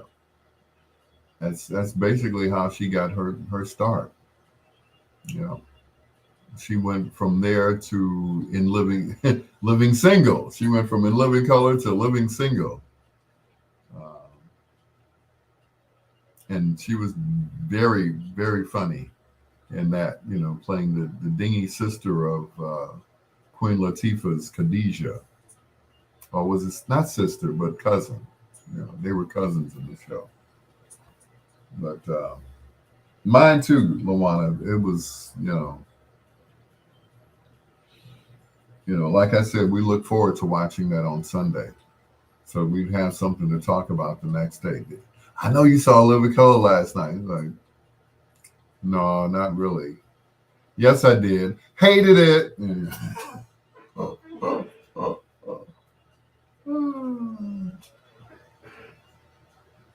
But yeah, Oswald Bates, the jail genius. He would just tear up some words. The regurgitation of it. I'm like, oh Lord, no. That is just, Damon was just funny as hell on that particular skit. You know, and oh boy, um, Keenan as Keenan as Mike Tyson was just totally it's just totally ludicrous. You know.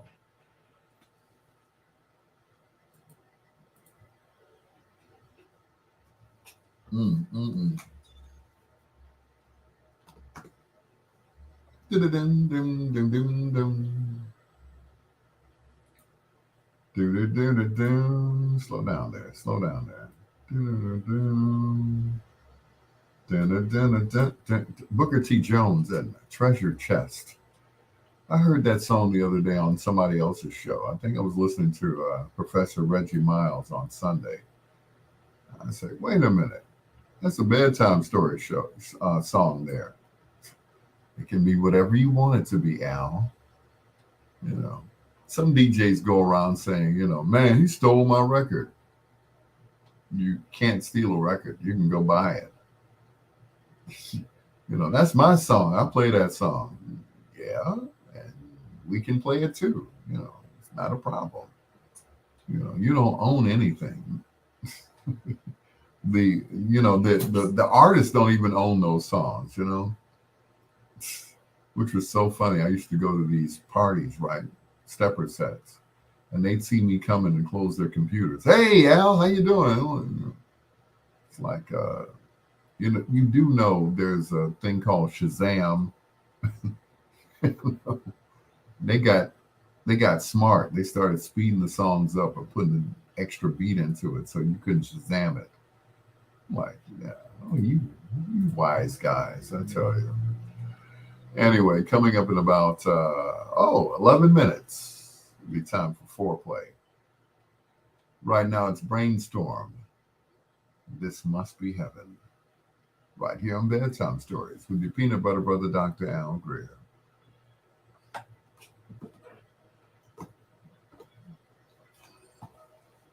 This must be heaven.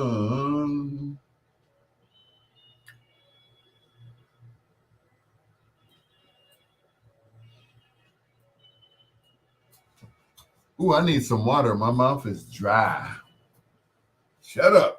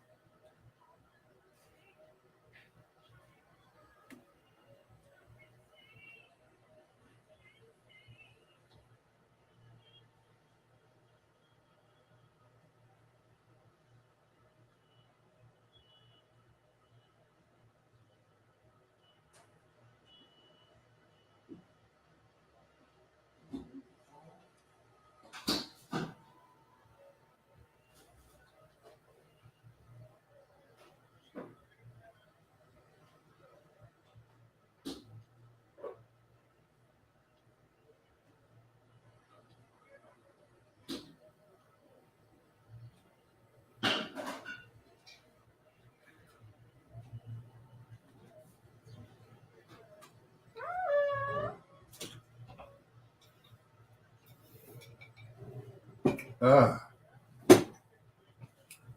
woo, good God. That's right, Lawana. He never broke character. No matter how funny, you know. In Living Color is filmed in front of a live studio audience.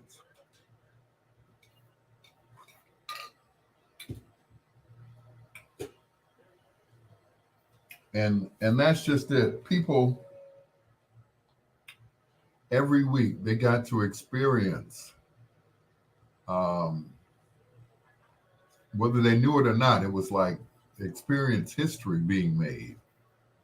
You know, I'm like, wow, this is history right here. At that time, we just said, oh, this is a funny show, but it was history. You know, I mean that that amount of people, and all of them went on to become big stars. All of them. Well, maybe not all. They became well known. Maybe not big stars, but they became well known. And just a wonderful show in living color.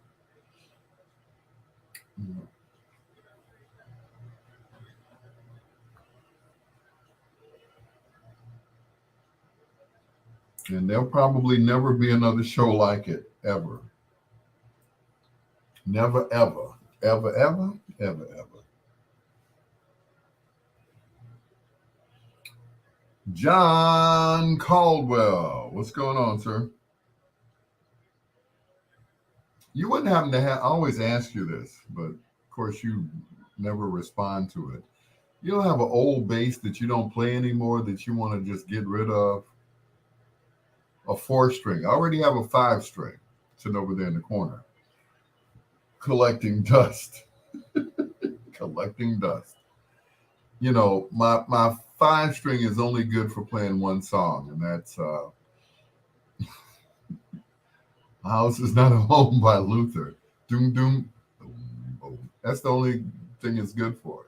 I need a four string so I can get funky. I don't want to. Yeah, you know. Don't you have an old one like your first bass or something? You just that you just want to. You can use a five string for anything. I know, but that's that's like a drummer using a double bass. It's like, I can duplicate the double bass with one. All you need is just two foot pedals. You don't need two bass drums. You know, some people they have the rototoms and they have like three or four tom toms and then a floor tom or two floor toms. I'm like, yeah, you ain't gonna play that much. You know. But yeah, I know a five string. You play anything on a five string. Mostly jazz, but you know, there's nothing like a four string for just playing straight funk. Playing some Larry Graham, Louis Armstrong. Good Lord, Louis Johnson stuff. Nothing like hitting that E string at the top. You know, just saying. I have a GNL, but I can't give that away. I wouldn't give it away either. Are you kidding me? Mm-hmm.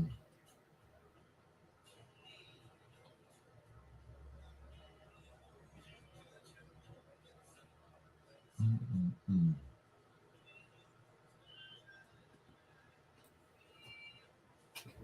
You can play jazz, funk, rock, anything. I know, but you know,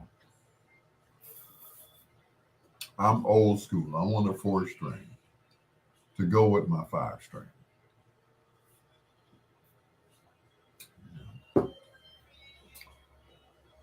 I'm just old school. And it's interesting because when I was in high school, they had an upright bass. And there was a young lady in there that, she played the upright bass. And she ended up she was a student at the time. She became the wife of our band director. I was like, okay. He waited for her to graduate and everything.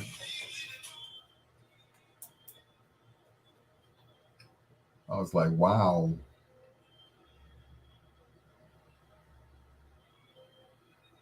Over you. Yeah.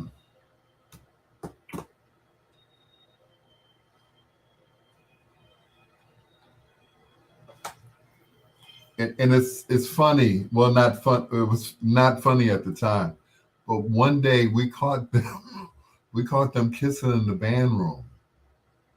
I was like, Mister and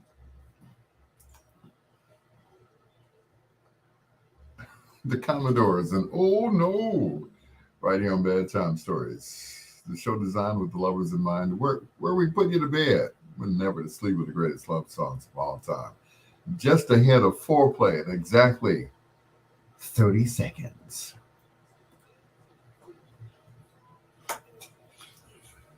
I was like, Mr. and busting slob in the band room. I'm like, of course, they've been married ever since, some 40 years now. Like, who knew, right? Yeah. Grub what you love. Grubhub is a proud sponsor of Bedtime Stories here on WOSD Radio DB Chicago, an AG entertainment station, along with WDLB Indianapolis, BiggsRadio.com, and WRLN, Rayford Leonard Neal. Yep, that's his name. Don't wear it out. Anyway, it's your peanut butter brother, Dr. Al Greer. That's why I'm not saying any names about the people and the stuff that went on in the band room back in the day. But anyway, it is time for foreplay. This young lady is the 10th child of Joseph Walter Jackson and Catherine Jackson. She was the baby of the group. And we watched her grow up in front of our eyes. She started out, of course, performing with her brothers and sisters on the Summertime Jackson show. Her and Randy did W.C. Fields and Mae West. Funny. They were, of course, the youngest of the group. Of course, we saw her on Good Times as Penny. We saw her as Charlene on Different Strokes. We saw her as Cleo on Fame. She went on to star in movies like How Did I Get Married? How Did I Get Married Too? Colored Girls, Poetic Justice. Today's her birthday. Happy birthday, Janet.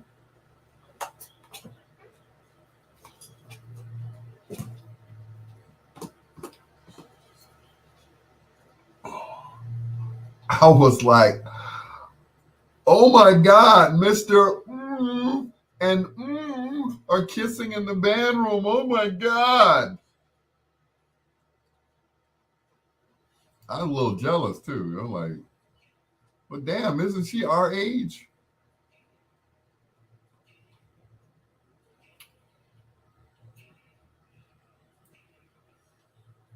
Didn't matter. I was like, oops, oops. And back then that would have been like a big thing, right?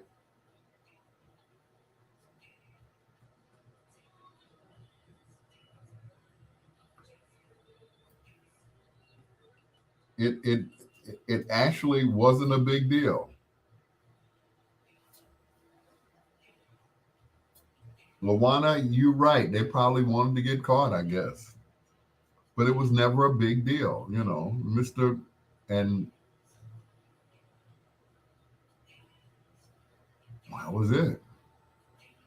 You know, who knew, right? Who knew?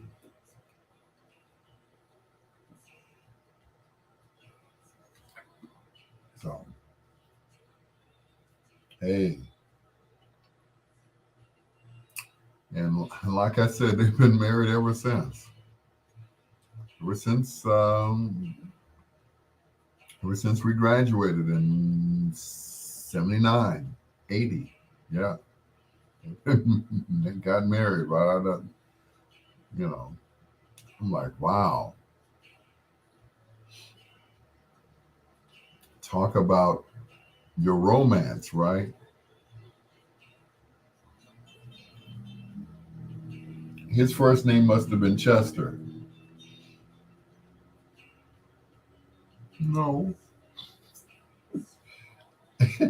And I can't say,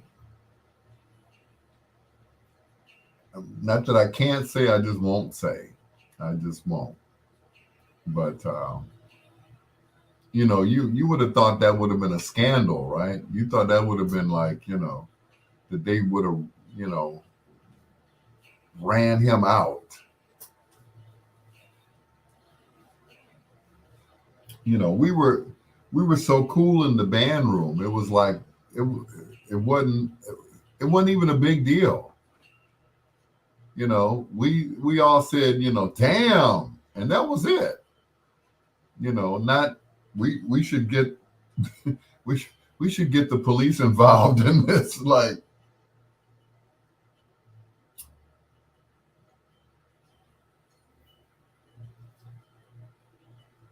you know,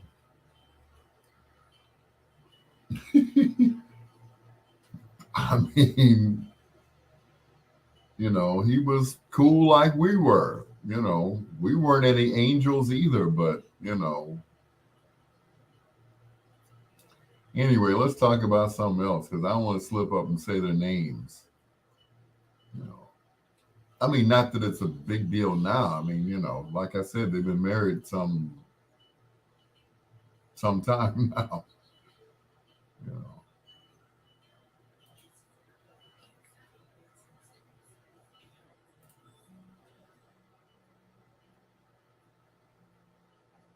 mm.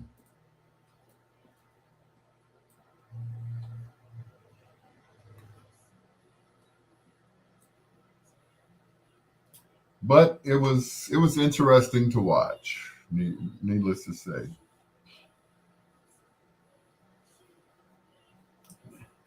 and unfortunately, she didn't go on to play bass professionally. you know, Smithers. Anyway, those were the days. We did a lot of stuff in the band room. Um, and outside of the band room as well. Yeah. The band, we were our own gang, if that makes any sense. We were our own gang. You know how some people have, we would have they would have a clique, people that we would hang out with in high school. That's the way it was. The band, we were our own clique. We were our own gang, if that makes any sense. We were, you could say we were like the Young Funk Brothers. We were drinking, smoking, you know, that kind of group, you know. But the thing is, we could get in a fight with each other and be cool the next day, but anyone outside of us couldn't get in the fight with us, if that makes any sense. if you were not a band member and you tried to come in the band and flex, you would get thrown out of the third floor window or hung from the third floor window. This is the old building that they're talking about making a refuge for, you know, yeah. And I didn't know they had closed that building. I'm like, wow. So there's only, and we used to say, you know, the old building, the new building. Well, now it's only one building, and that is the new building. And I'm like, you know, because like freshman and sophomore, you'd be in the old building, and then uh, junior and senior year, you'd move over to the new building rather. And I'm like, so they're gonna make my old school a refuge for people coming over from wherever. I'm like, okay, yes, South Shore. Yes, I graduated from South Shore in '79. Yes, sir, I did. So I certainly did. I transferred to South Shore from Mendel. Mendel is where I first played trombone. And after that, I moved over to South Shore and I played trombone and bass, sometimes in the jazz band. So, yep, that was 78, 79 when I started playing bass. Mendel, all boys, yeah. I was I was happy, but then I wasn't. I was happy to get out of Mendel, but then when my parents sent me to South Shore, I was totally pissed. I'm like, this is not where I wanted to go. And then when my brother ended up going to CVS, I was really mad. I'm like, y'all sent him to CVS? Ooh, I was mad. Ooh, I was. But I graduated.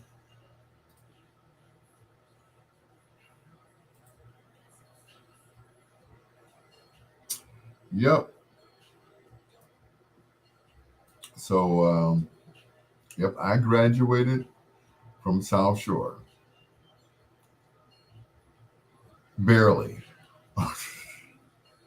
Yeah. But yeah, Mendel was like all boys. All boys. And I was not happy at Mendel at all. I mean, just not happy at all. The only girls we saw were on the bus going to school and coming home from school. It's the only time we saw females. That was it. They're using South Shore as a refuge. That pisses me off. Why? Um, I guess because it's an abandoned building that they're not using anymore.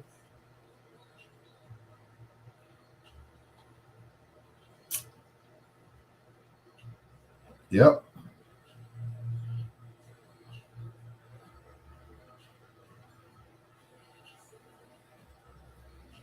Maybe that's why.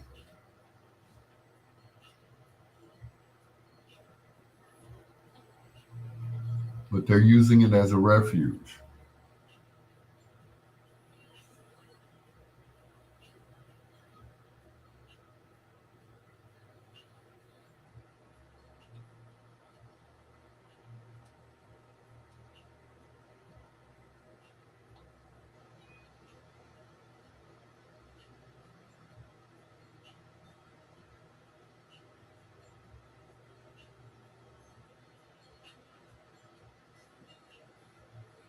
And there's nothing anybody can do about it. What you said, we have our own problems. I know, right? And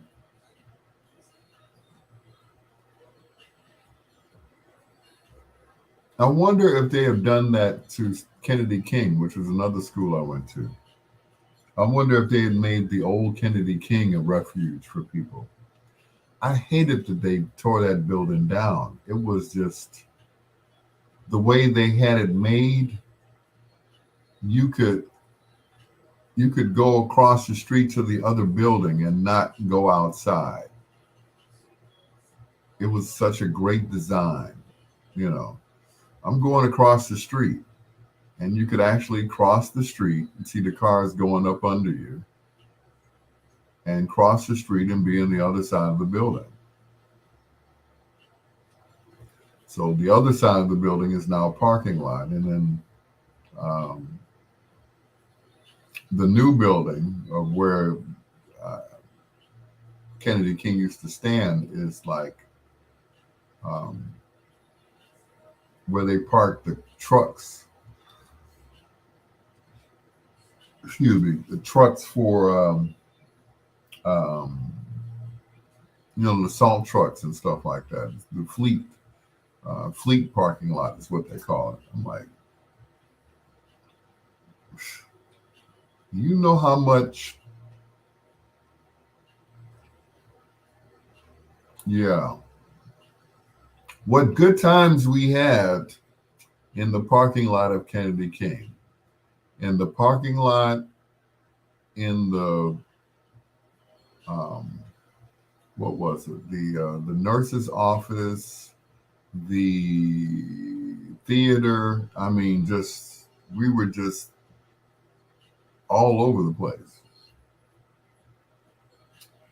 all over the place. And like I said, you could go to the other side of the building and not go outside.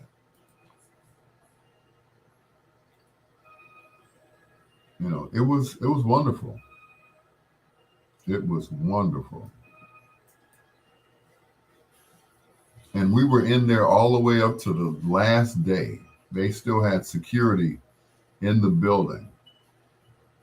And I remember taking, because they weren't going to take any of that equipment because they had ordered all new equipment for the radio station. So they weren't taking any of that stuff. The only thing they did was they took a few microphones and microphone stands. Um, God, they left some turntables in there because the turntables were built into the console. So you couldn't like just rip them out. Broke my heart. I got a few mics out of there, a couple of amps out of the theater because they weren't going to do anything with it. They had ordered all new stuff for the theater that they were moving into, all new equipment, you know, um, wireless mics, corded mics, mic stands, everything. They left all of that stuff over there. I needed one more day to go over there and just take the amps out of the racks, the turntables that they left over there, the speakers in the radio station, um, just everything. It was like, man, they leaving this stuff. The the rack for the transmitter, you know, just demolished it, just tore it all down with stuff still in there. I like, give me, ooh, if I weren't afraid of heights, I'd have gotten those speakers out of the ceiling that they had. Man. But that was, it was a great time to be there. A lot of people who went through the doors of Kennedy King, became, popular. Um, Dancers, singers, radio personalities, Sam Silk, First Lady, Sean Knight, Reggie Miles, who was on my station, um, Lamont Watts, PJ Willis. I mean, just name it. They were there, at Kennedy King. Maurice King, um, Edward T. Bell. a lot of people, graced those doors. Jennifer Hudson attended Kennedy King. Uh, but yeah, that building was awesome. The architecture was just awesome, and the bad thing about it is they never finished the building before, having classes in it. If you notice, the inside of the building, the walls had holes in them, and those holes were supposed to hold um, marble. There's supposed to be marble on the inside of the building, and of course they never finished, and they ended up tearing it down. That was so sad.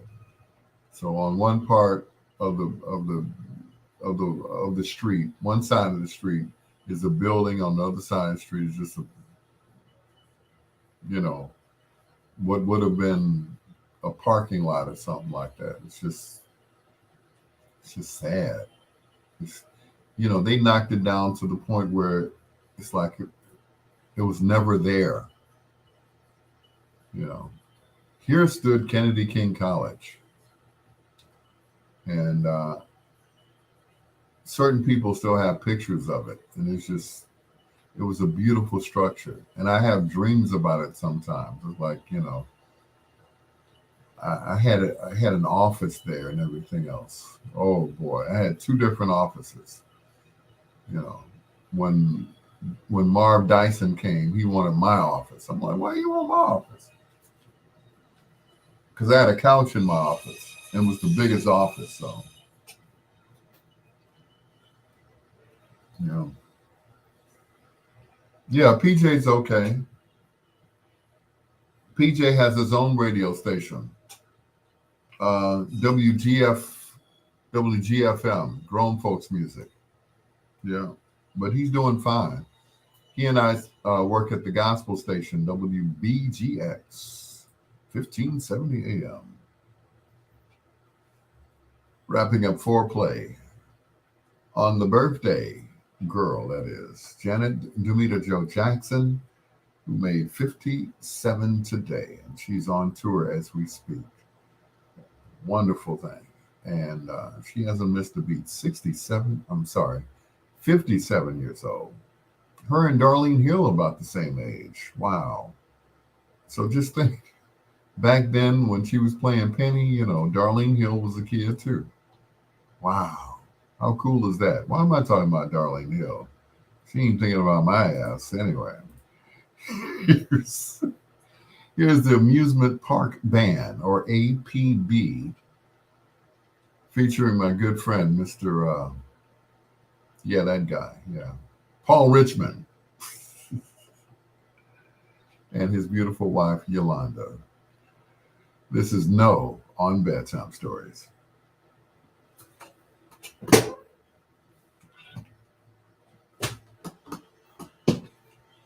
Yeah, I like Darlene. I met her. I get to I get to see Darlene every day. Um,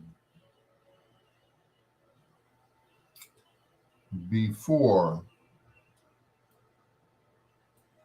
before I actually met her, I watched her on Fox News in the morning, and then they moved her to middays, and I would watch her middays and afternoons. I think it was. Yeah, she used to anchor the 12 o'clock news, and I was like, ooh, I want to meet her. Ooh, she's so pretty. Oh my God. Then I found out that she was coming to WVON to guest host. And I was like, oh Lord, don't let me be here that day. She scares me. I was like, I don't want to see her. And before I could get out, here she comes through the building. And she had found out that I had a crush on her. And I was like, Al, did you meet Darlene? I was like, hell no, I didn't meet. I mean, she's just phenomenal. she is phenomenal. She is, you know, one of the most beautiful black women I've ever seen in my life. Why she's at VON, I don't know, but and she has personality plus. She can either do radio or television or both, and she's fun to work with. You know, today, of course, I'm the producer or technical producer of their show.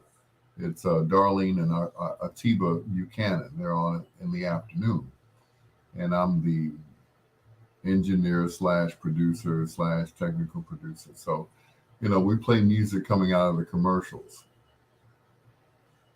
And she made a comment. I don't know what he's playing today. And Atiba asked, "What's the name of your show that you do?" I said, "The B sides." He said, "He's playing the B sides today." I don't know none of that music he's playing. He's playing C sides or the J sides. I'm like, okay. So, they every now and then they'll let me talk. So I said, name my show is called The B Side. So see, Darlene, he's playing the B sides today. I don't remember that. And at one point she walked out of the studio and she said, "B sides my ass." And she kept going. I was like, And of course it's all in fun. We have a ball on the show. You know, After it's all over, we shake hands, hug, and everything else. It's all in fun. We have a ball for those 3 hours that we're on. You know, like I said, every now and then they'll let me talk on the show. So, which is kind of cool. I get to promote my show. So, Anita Padilla took Darlene's spot on Fox, which I wasn't too happy about, Luana. I was like, they replaced her with, okay.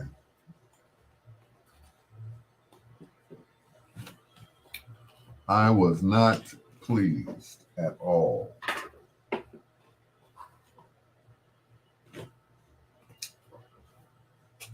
Anita Padilla, okay, she's a Hispanic sister. Okay, I'll give her that. But I was like, there's nothing like seeing those thick thighs in the afternoon on that show. And I used to watch. I ain't gonna lie. I used to watch the news with the sound down. You got closed captioning, so But she's got that voice. She can for radio and stuff. You know, she's a great compliment to Atiba. Atiba don't have to work as hard. You know, and they both bring something to the show. And I just sit back and enjoy watching them. And that's it. I just sit back and you like Anita. No, I don't. I was just so upset when they did that.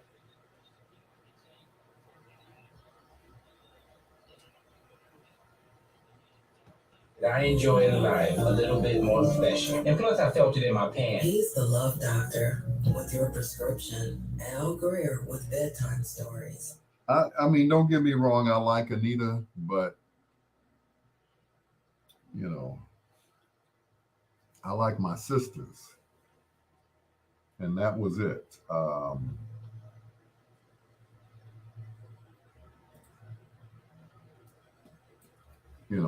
That was it. I was like, what happened to her? And it was like they didn't give her a chance to say goodbye. Chicago, I'm leaving. I'm going back home. Nothing like that. And she went back home to Cleveland, where she was on Fox 8 or whatever it was in Cleveland. And I guess things didn't work out back at home, so she came back to Chicago, which is now her, her new home, and she's been here ever since. So, but I was not happy when she left. And then we had Tamron Hall, who was also on Fox 32. Um, Tamron ended up getting her own show after leaving the Today Show. So um,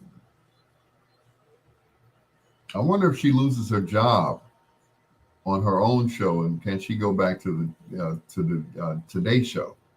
But yeah, but it was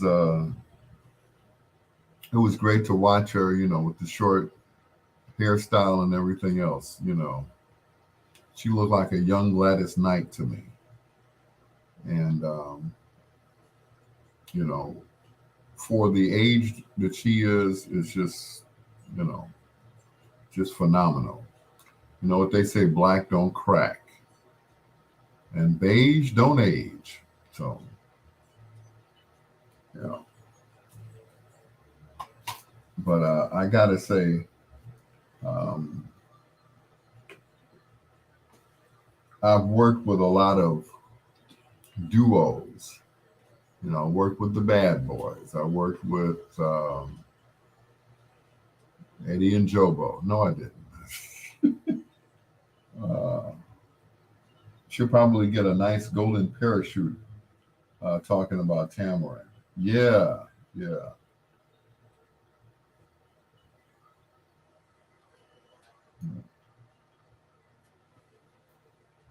But Tamarind, you know, Tamarind was good too. I remember the morning that Tamarind interviewed Dennis Rodman. It was an interesting interview, first of all, very interesting. You know, and they were going to break. They said, "We'd like to thank Dennis Rodman for coming down and this, that, and the other."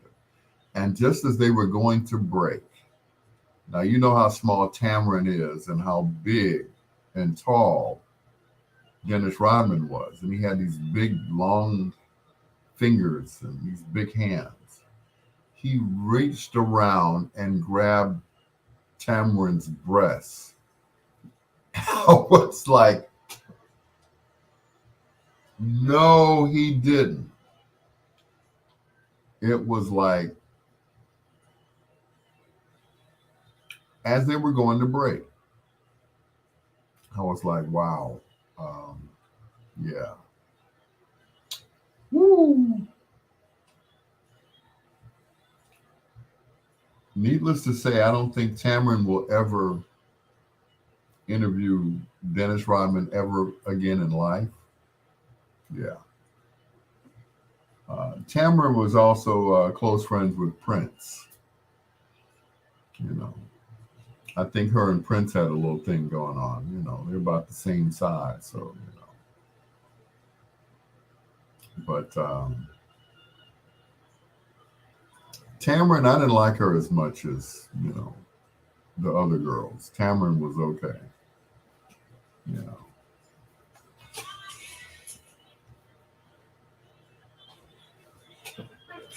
But yep, Dennis reached around and did that just as they were fading out to go to break. I was like, whoa, they didn't cut fast enough. But it was almost like he timed it. He said, we'll be back in a moment. And he said, whop! Like them big hands of his just totally covered her chest. I was like, dang. Mm-mm.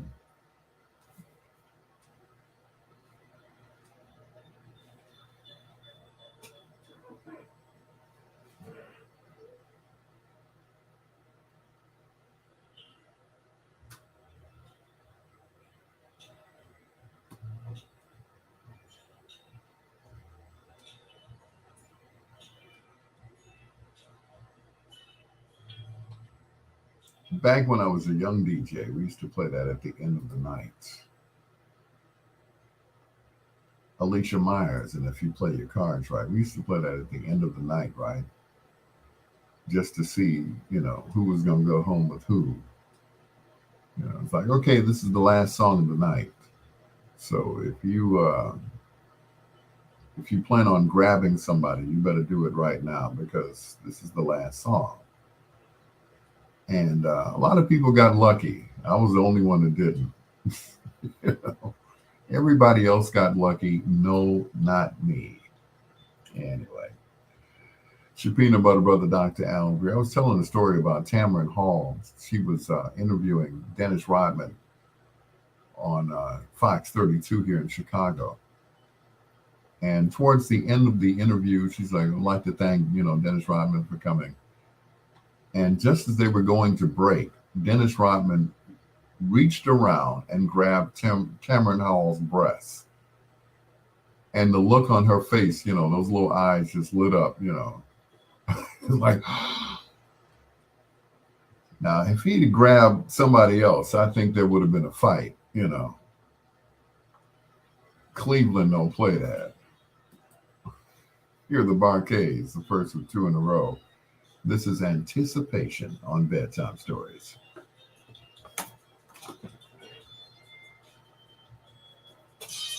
Did she sue him? I doubt it. I don't think, I don't think there was any suing involved in that. I think maybe an apology,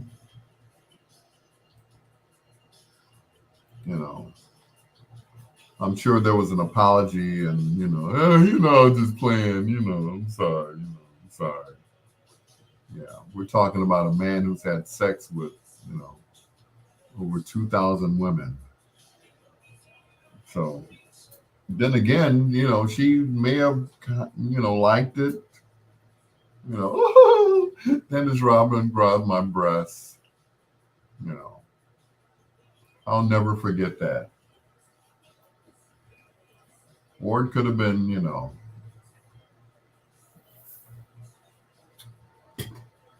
get him out of here, But once again, I don't think there was any, lawsuit involved. Just a little embarrassment, probably. Anyway. I mean, what do you do when Dennis Rodman grabs your breast?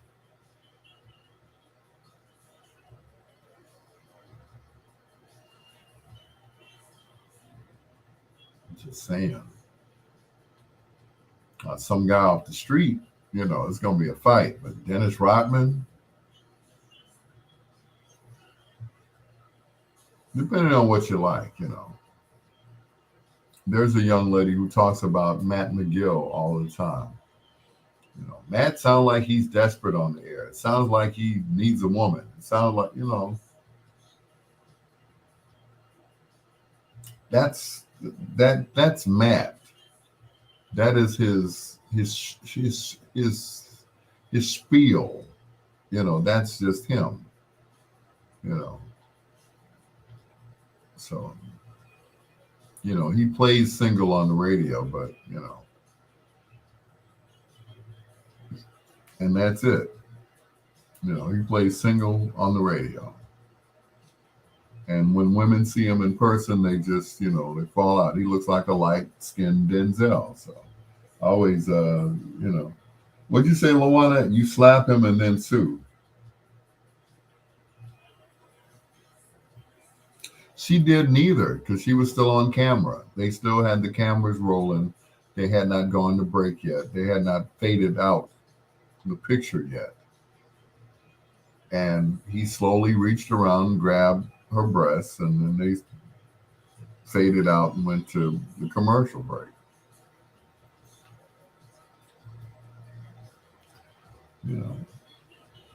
Certain things don't require a slap and a lawsuit.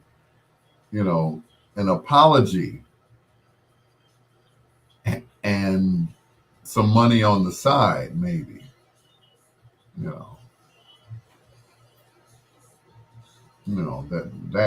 maybe she was like, here, baby, here's a couple of $100. Go buy you go buy you a new dress or something, you know, maybe an apology and lunch afterwards. But I don't want to get into that because I'm not a big fan of the Me Too movement. Did you say that, Al? You know, my thing has always been, if you're in the wrong place, then get out of there. If you always hear about these ladies, on the casting couch. What was his name? Weinstein, Harvey Weinstein. It's like, what's about to go down. Your spidey senses should tingle. It's like, this man is about to unzip his pants. It's time to leave. It's just like that scene in the Boondocks. She saw piss and she stayed. You're talking about R. Kelly, right? My thing is, what's about to go down. This is R. Kelly. He got a problem. So get away. Run away. Bill Cosby drugged me. He drugged all those women? Really? I'm not doubting it. Don't get me wrong, but America's dad drugged all those women.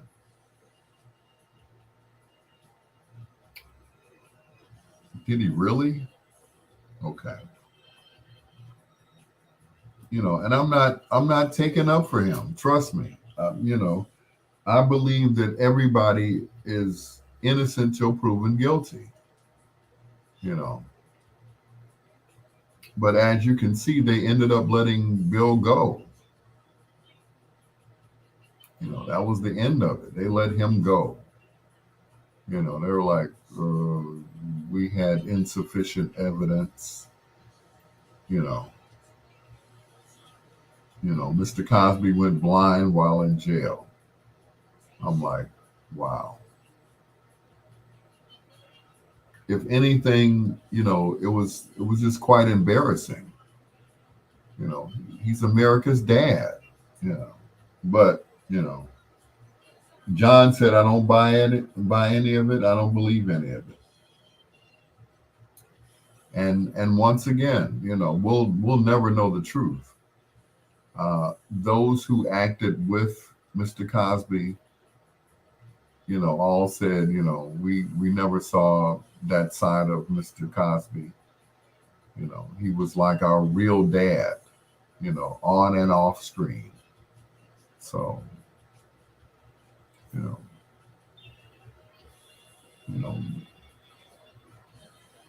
once again, we'll never know. We'll never know the truth. But a lot of people defended him. If he said he didn't do it, then okay, maybe he didn't do it. I'm just saying. They say there's always two sides to every story. So if he did it, okay. But I'm not going to get into that. But hello to that one viewer who's watching me on Twitch. Thank you so much for staying up with me. But a lot of times in this business,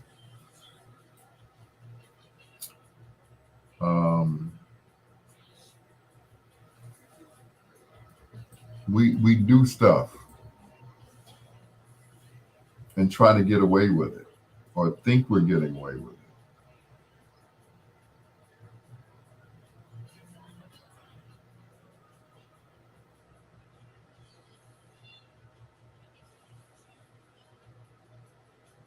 But how many people know that that comes back to haunt you? Like if you run for office, public office or something, you know. Remember that time you, yeah, okay.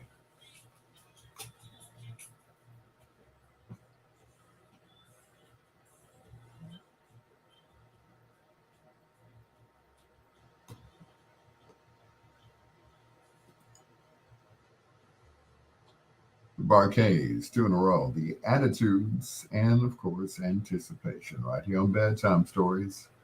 It's your peanut butter brother, Dr. Al Greer. John Caldwell said he doesn't believe what happened with Bill Cosby. I don't think anybody believed that, you know.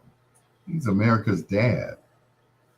Of course, they ended up letting him go afterwards. But R. Kelly, that's a different story. They ain't letting him go anywhere. You know, he's in there for life. For life. Wow. Like they always say, what you do in the dark comes to the light. For life. It's your peanut butter brother, Dr. Al Greer. At the time that this song came out, they were known as Al Hudson and the Soul Partners. They re-released it on their new album, and they became One Way, featuring Al Hudson. Here's Lost Inside of You on Bedtime Stories.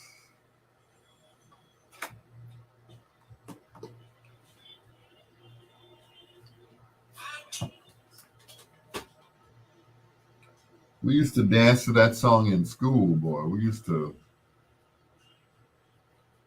slow grind.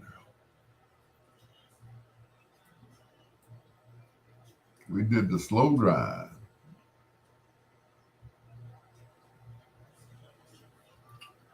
Yep, those were the days, I tell you. Those were the days.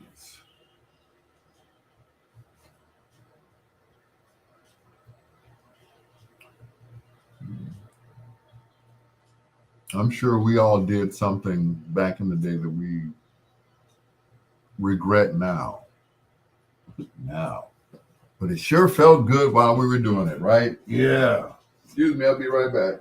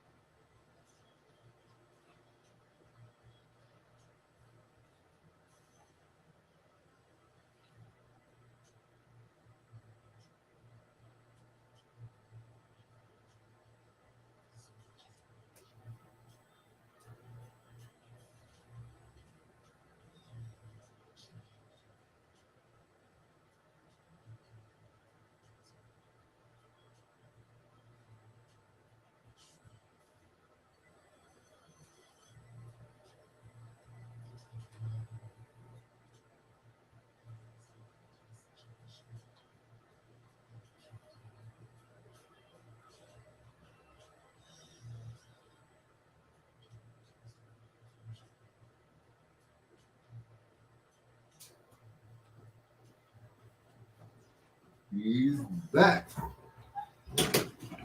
You all didn't hear the toilet flushing, did you?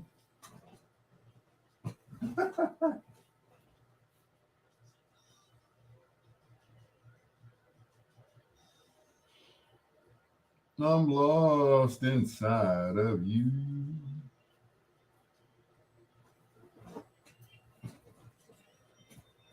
Don't you know?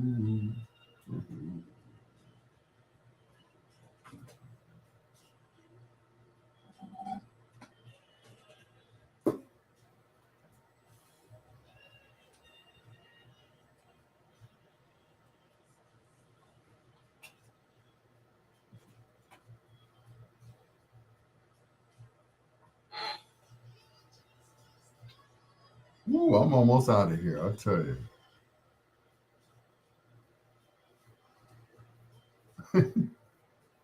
My favorite part of the day when I go to bed. That's sad, isn't it? When I go to bed, I can't wait to get in the bed.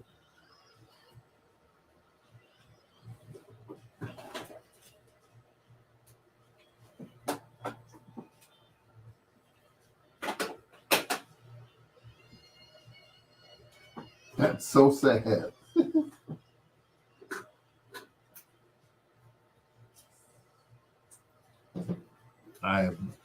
I've become 10 minutes. I know. I've become my own parent.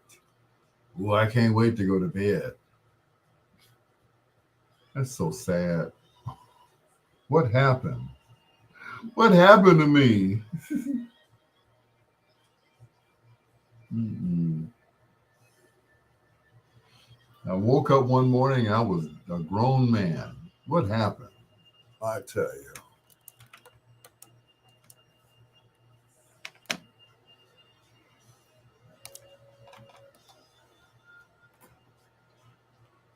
Yep.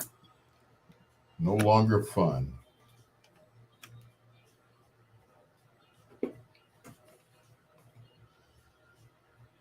Sworn to fun, loyal to none. That was my moniker back in the day. And then one day I growed up.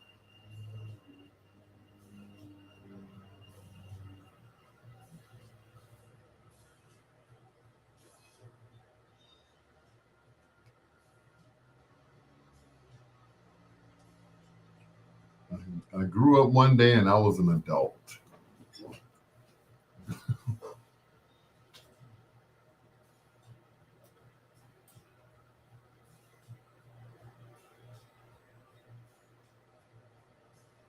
Canned up.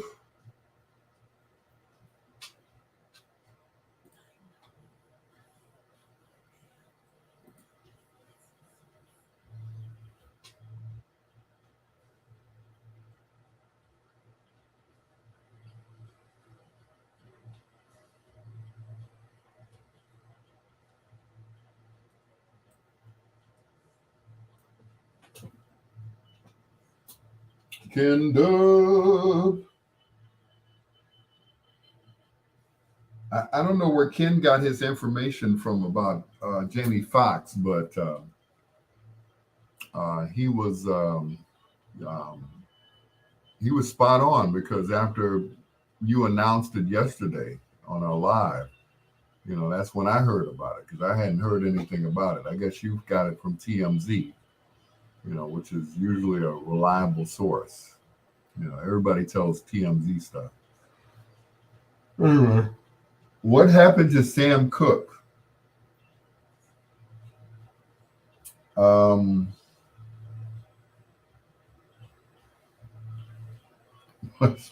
He's been dead for 50 years. Sam Cooke one night went to a hotel to have a little fun. And unfortunately,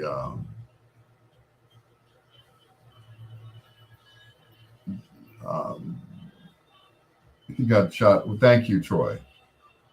To make a long story short, yeah, he got shot. Um, maybe not 17 times, but he did get shot coming out of a hotel room.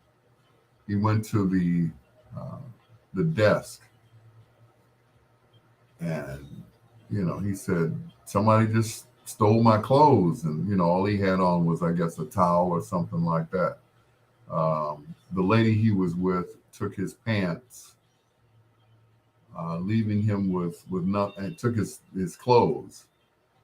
So of course, he ran to the hotel office, and he was acting erratically, and the hotel manager shot him, and that was the end of his life. She claimed it was self-defense. So his hit song was "Lady, You Shot Me." Okay. Ah, my thing is, she didn't recognize that he was Sam Cooke, and she commenced to shooting him.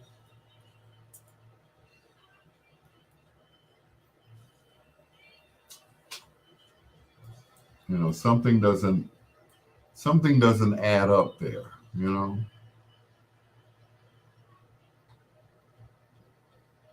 Sitting here poking my finger trying to get this infection out of it after I pulled a small nail out on the side.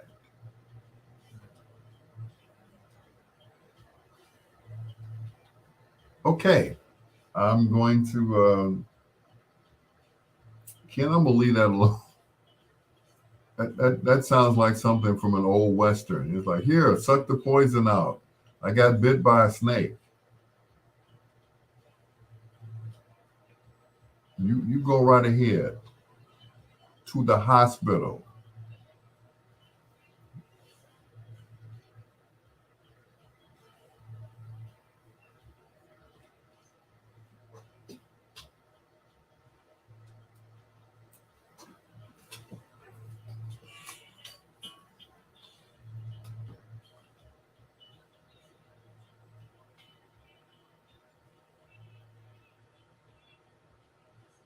Mm-mm.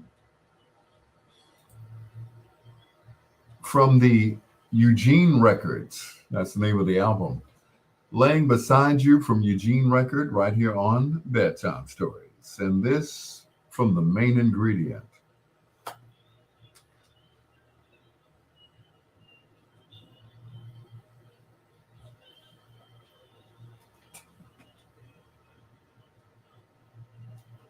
Ken, it sounds gross. um, One of my mom's remedies. Okay. I just hope nothing has to be amputated there. You're a brave man, Kenneth. You're a brave man. Please clip it with nail clippers. Pour peroxide in the cap of the bottle. Dip the infected side into peroxide 4 times. Lawana is all specific. 4 times. Once again, you're a brave man. Waiting 5 minutes after each interval.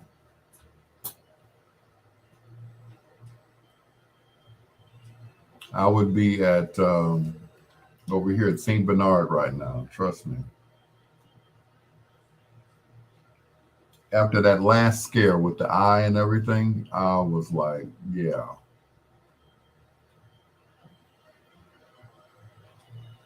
The one-eyed DJ.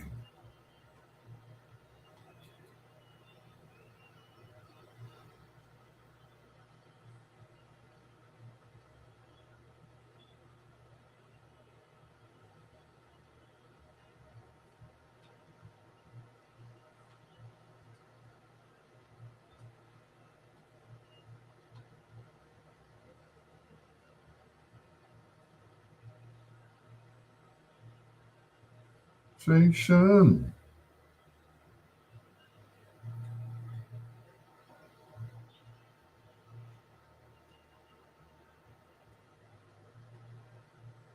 You're quite a sensation.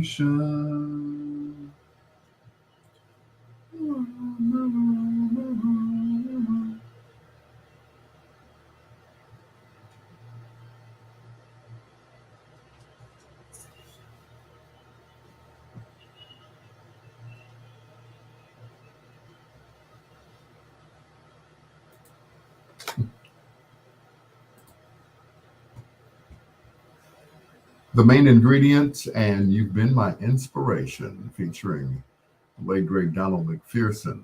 It's your peanut butter brother, Dr. Al Greer, saying thank you to everyone who listened tonight, who joined in on Facebook. Lawana, Ken, John Caldwell. Did I leave anybody out? That's about it. Yeah, that's everybody. Who was on earlier? Lawana was on all night. Ronnie, thank you so much. Gloria, I will see you on Friday at the Taste Entertainment Center reunion. Ronnie, as always, Dio's Sweaty Feet.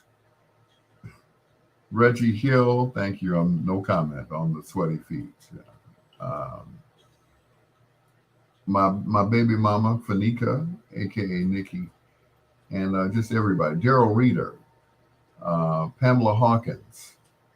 What's taking you so long to get here? Anyway, till next time, blue skies, green lights, and peace. Good night, Miss Delicious.